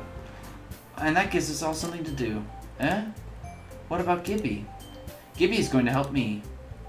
Wait, you? You have the easiest job, Monica. Sorry, but that's just how it is. Like hell it is. What are you trying to pull? I agree with Natsuki. Not only is your work already most suitable for one person, but my task is laborious enough to benefit from an extra pair of hands. Mine too. Wait, your cupcakes? Please. Like you would fucking know. All you care about is dragging Gibby around with you in your stupid books. You and Monica. Hey, I didn't even do anything. Okay, then why not let Gibby decide who to help instead of abusing your power? I'm not abusing my power. Yes, you are, Monica. Just let Gibby make the choice, okay? Okay, fine. Jeez. Gibby, I know how fed you are. Up you are with these two by now. We can just... Natsuki, shut your fucking mouth and let him decide for himself. Jesus Christ! You shut your mouth. Jesus Christ. Oh, okay. Monica actually has a point. This is never going to end. Just make the choice, okay? Oh, I can't save!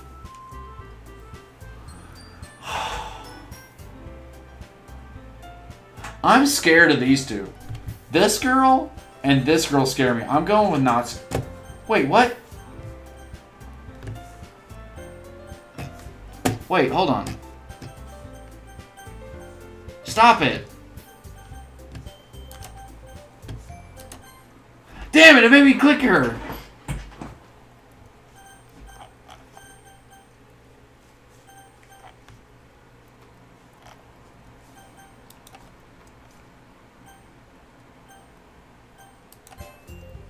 Yay, you picked me! We can meet at your house this weekend. I promise it'll be fun. Sunday okay with you? Are you fucking kidding me? This isn't fair at all. It is fair, Natsuki. It's what he chose. No, it's not fair. Giving us all the work and then taking Gibby for yourself? What a shameful thing to do. Yuri, I didn't even give you any work. You decided it for yourself. You're being a little unreasonable here. I'm being unreasonable? Ha ha ha ha ha. Monica, I can't believe how delusional and self-important you are. Pulling Gibby away from me every single time you're not included in something? Are you jealous? Crazy? Or maybe you just hate yourself so much that you take it out on your others. Here's a suggestion. Have you considered killing yourself? Jesus Christ. It'd be beneficial to your... shout out to whoever just joined chat. This game is making me absolutely lose my mind. You're scaring me a little. Natsuki, let's just go. I don't think she wants us around right now. See, that wasn't very hard. All I want to do is spend a little time with him. Is that so much to ask? Yuri follows Monika and Natsuki to the door. Hey, Gibby. Oh, God, not the Monika pose, dude. Hey, Gibby. Yuri's really something, isn't she? Monika giggles as Yuri pushes her out the door. Finally. What do you want? Oh. Hi, baby boy. Hi, baby boy. Finally. I'm playing a scary game. You want to hang out? This is really all I wanted. Gibby, there's no need to spend the weekend with Monika. Don't listen to her. Just come to my house instead. The whole day with just the two of us. Doesn't that sound wonderful? Ah ha ha ha ha. Wow, there's something really wrong with me, isn't there? But you know what? I don't care anymore. I've never felt this good my whole life. Just being with you is a far greater pleasure than anything I could imagine.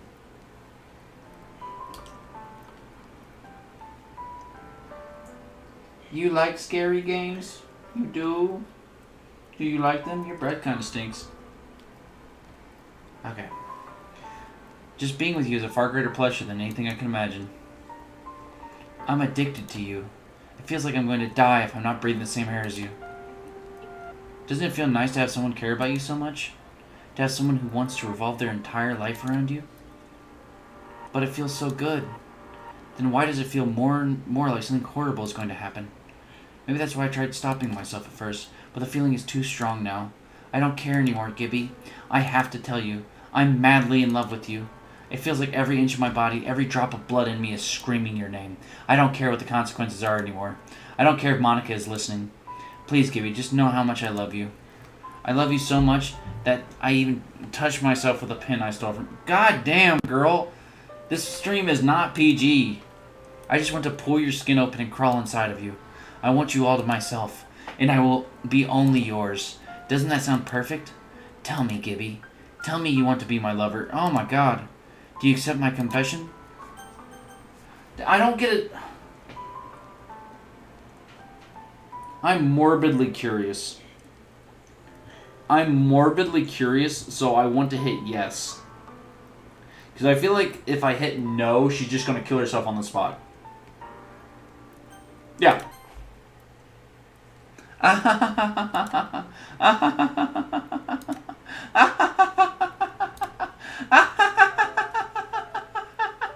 Oh!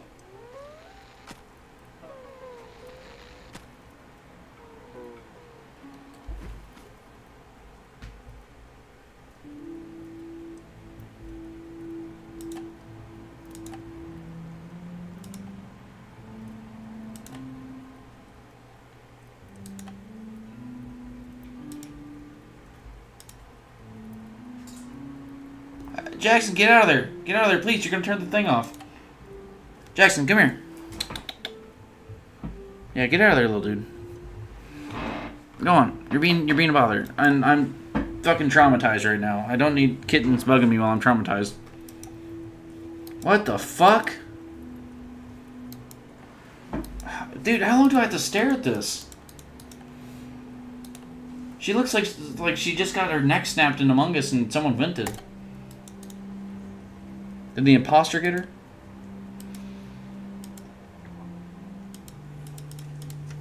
Yeah, I really want to skip this. I don't like this anymore. Monika. Monika, I don't like this. I don't like staring at this image. I've been staring at it for a while. Please, Monika. Oh my god.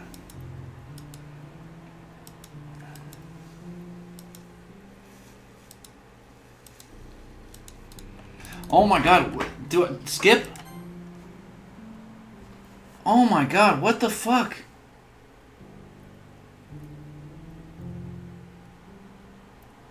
Why is this all day? What the fuck?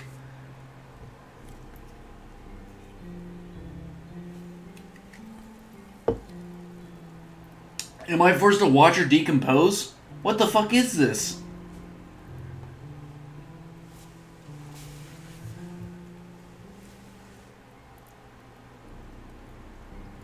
Dude, the blood is dried up. It's literally oxidizing the fucking knife. Why am I, like, forced to watch this shit?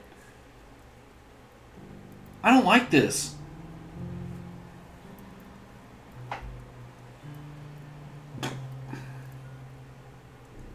Thank God. Alright, it's festival time.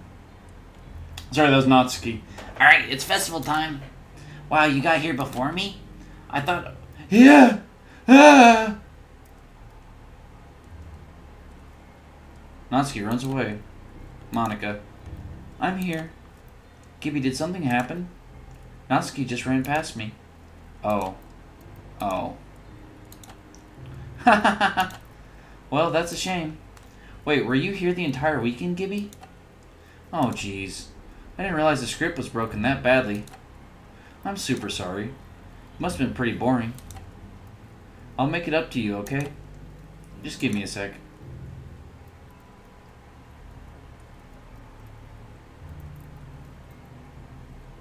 I'm almost done. I just want to have a cupcake real quick.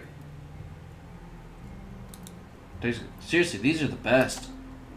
I just had to have one since the last time I'll ever get the chance to. You know, before they stopped existing and everything. Hey, get out of there!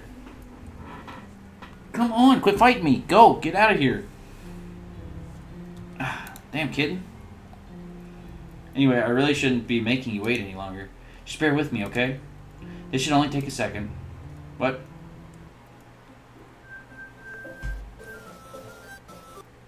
Jackson, stop it! Oh my God, you're gonna reset everything. Stop it! Stop it! Stop it! Stop it! Stop it! Come here. Hey, come here. Come here. Oh my God. Oh. What the f... Quit playing in there. Go. Alright. What the fuck is happening in this damn game? I'm wrangling kittens. I'm fucking dealing with Monica. Yeah. You see, Monica, I already deleted you. Because I knew you were up to no good. What's happening? Gibby, what's happening to me? It hurts. It hurts so much. Help me, Gibby. Yeah, I deleted you. I saw the message. Please hurry and help me. Yeah. I deleted you. Oh, God.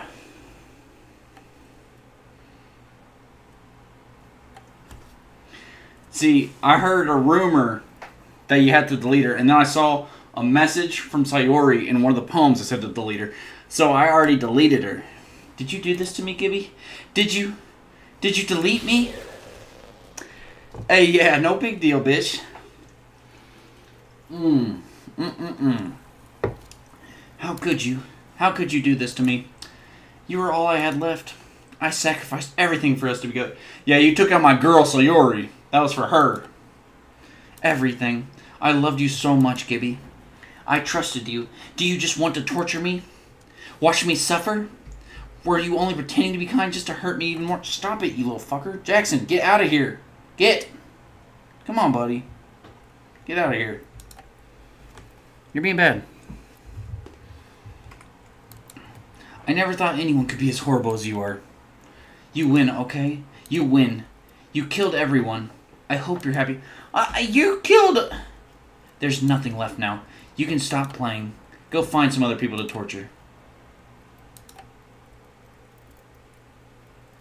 Gibby, you completely, truly make me sick. Goodbye. Jackson, stop. He's ready for bed. He's like, oh. I still love you. I can't help it. What's wrong with me? How horrible am I for you to hate me this much? All my friends. I did so many awful things. So many selfish and disgusting things. I shouldn't have done any. Jackson, get out of there! Oh my God. 1 second. I gotta throw this cat out. Alright. You. Get. Go. Get. Jackson. Come here. Oh, you're so annoying. Quit being an orange boy.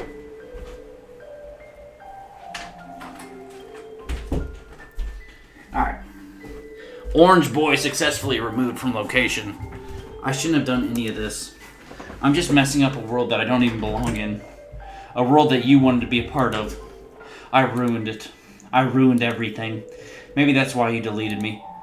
Because I destroyed everything that you wanted. No, because I knew your ass was evil. I knew it. I've never played this game, but I knew you were evil. I heard that you have to delete Monica when shit goes upstream. That's all I heard.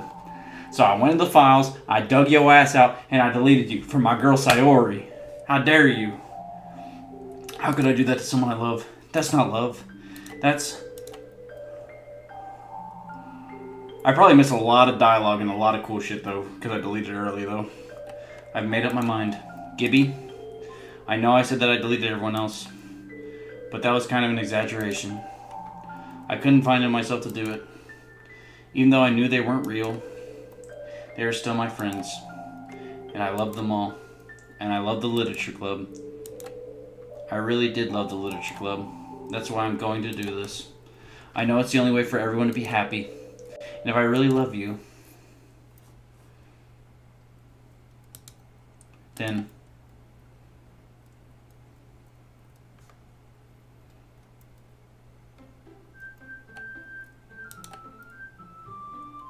the game is not suitable for children or those who are easily disturbed. She's gone!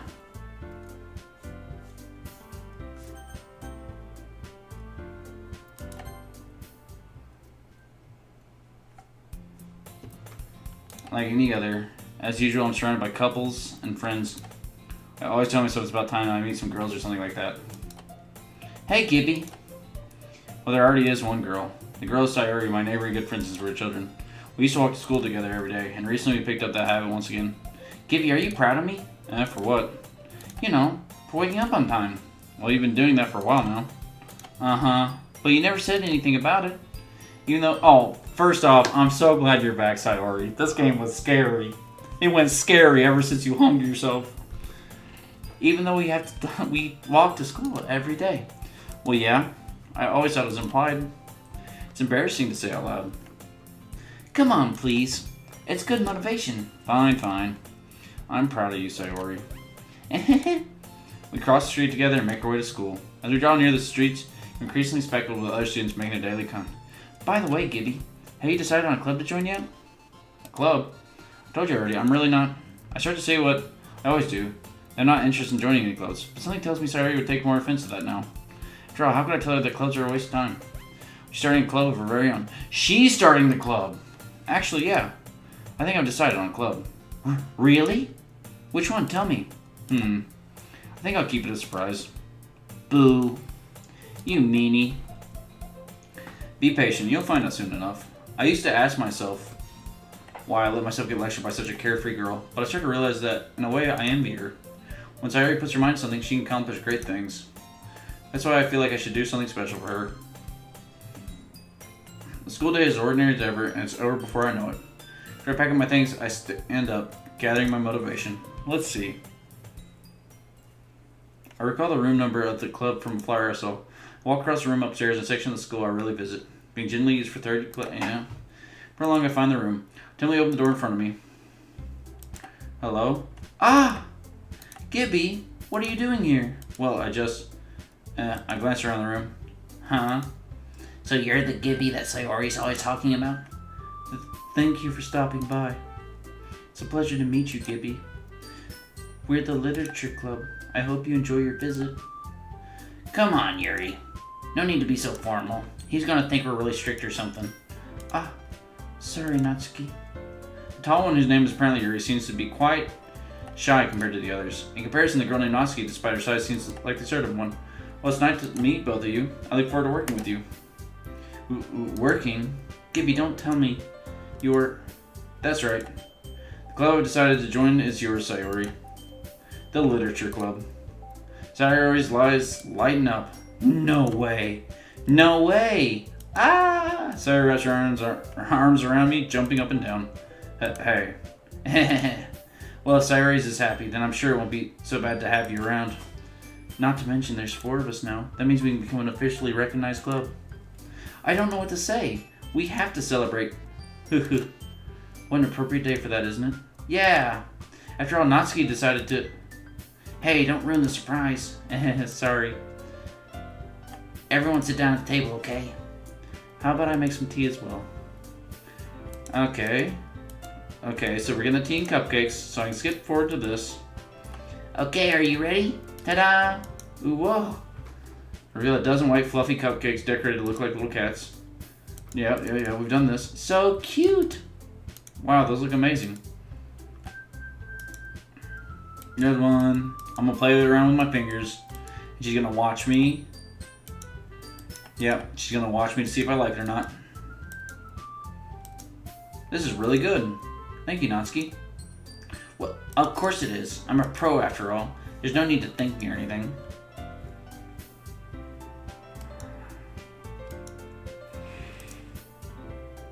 Yeah, don't worry, the teachers gave us permission. I mean that, you know, I believe you.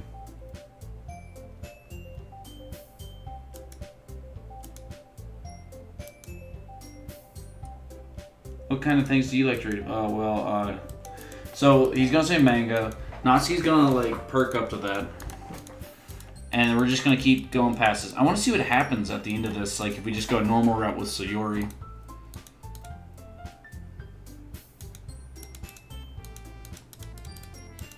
So let's just go ahead and speedrun this shit.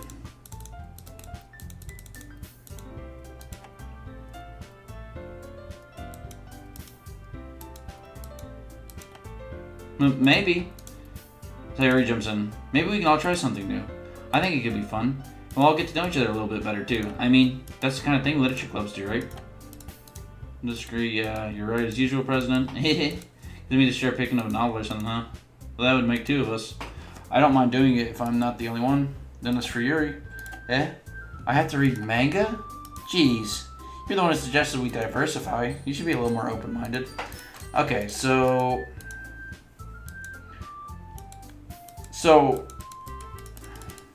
we'll skip this. Just keep skipping ahead. I want to see what happens when you get to, like, an actual route and the game ends. This is so cute. Sayori, shut up.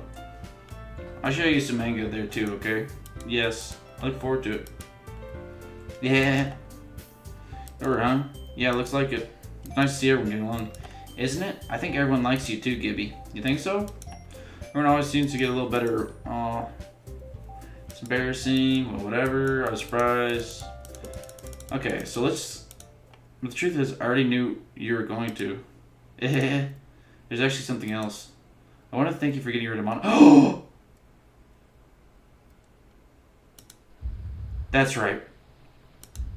I know everything that she did. Maybe it's because I'm the president now. But I really know everything, Gibby. I know how hard he tried to make everyone happy.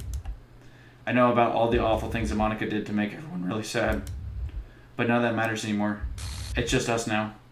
No, you're turning weird now? And you made me the happiest girl in the whole world. I can't wait to spend every day like this. With you. Forever and ever. Forever. No. Okay. Eh? What's happening? I won't let you hurt him. Who? It hurts. Ah. I'm sorry. I was wrong. There's no happiness here after all. Goodbye, Sayori. Goodbye, Gibby. Goodbye, Literature Club. Monica, what are you doing?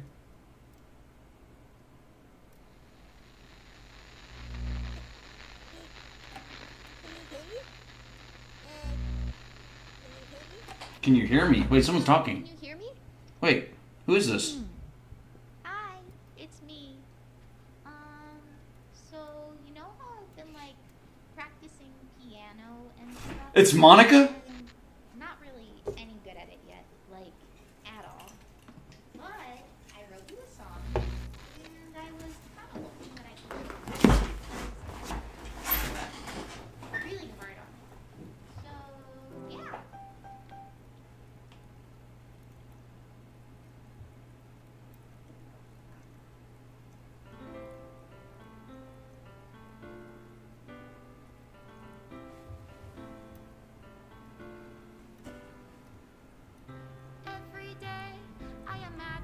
future where I can be with you. In my hand is a pen that will write a poem of me and you. I think I like Kanito Pet more just if this is the end of this shit, just because Kanito Pet didn't take 18 hours to finish. Just move your hand right the way into his heart. Oh my gosh, I've been streaming for 5.5 hours. What will it take just to find that special day? What will it take just to find... I like this little song though, but I think I also like Kanito's little inside more. Whew, Jesus Christ, dude. I'm a warrior. I don't know how to stream for 5.5 hours. Have I found everybody a fun assignment to do today? Oh! When you're here, everything that we do is fun for them. And Wait, I didn't even get to unlock this route. when I can't even read my own feelings, I did this one because they forced me to deal with Yuri. when a smile says it all. Like, this wasn't bad, but God, this game was just long. What will it take just for me to have it all? I probably should have piecemealed it, but, you know, I just decided to warrior through it. We did this. This is where I ate the icing off her finger. Oh, well, I guess that never happened. Oh, I guess this is if you go home with Yuri? To Yuri's house? Okay, so there's like a couple things we didn't do. We did this with Sayori. I was helping her button her thing up, but then her like boobs grew like 10 sizes. Is it love if I take your is it love if I set you free? Yeah, this is where she bashed her head open. Oh, we finally get to see the Monica one. That's funny. The ink flows down into a dark Oh, this was sad. How can I write love into Or Monica made her sad if she's loved or whatever that shit was. the sound of I didn't get to see this either. I think it's because special thanks Monica and Gibby. in your Oh, reality? because I killed her too quick. If I don't know how to love you, Wait, what? I'll leave you be. Has this team made anything else? Because this game was amazing. This is my final goodbye to the Literature Club. I finally understand the Literature Club is truly a place where no happiness can be found. At the very end, it continued to expose innocent minds to a horrific reality, a reality that our world is not designed to comprehend. I can't let any of my friends undergo that same hellish epiphany. For the time it lasted, I want to thank you for making all my dreams come true, for being a friend to all the club members, and most of all, thank you for being a part of my Literature Club. With everlasting love, Monica. Script file is missing or corrupt. Please reinstall the game. Okay. Oh!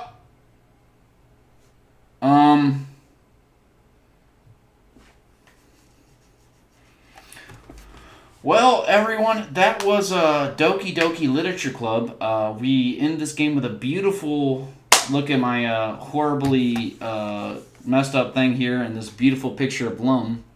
I streamed way longer than I anticipated. I kind of got like enthralled with it. This was a really good game. Recommended by a lot of people, especially a lot in the Yu-Gi-Oh! Discord and stuff. You know, I'm a weeb. Sorry there were like weirdos in chat just being weird. I don't know what that was about.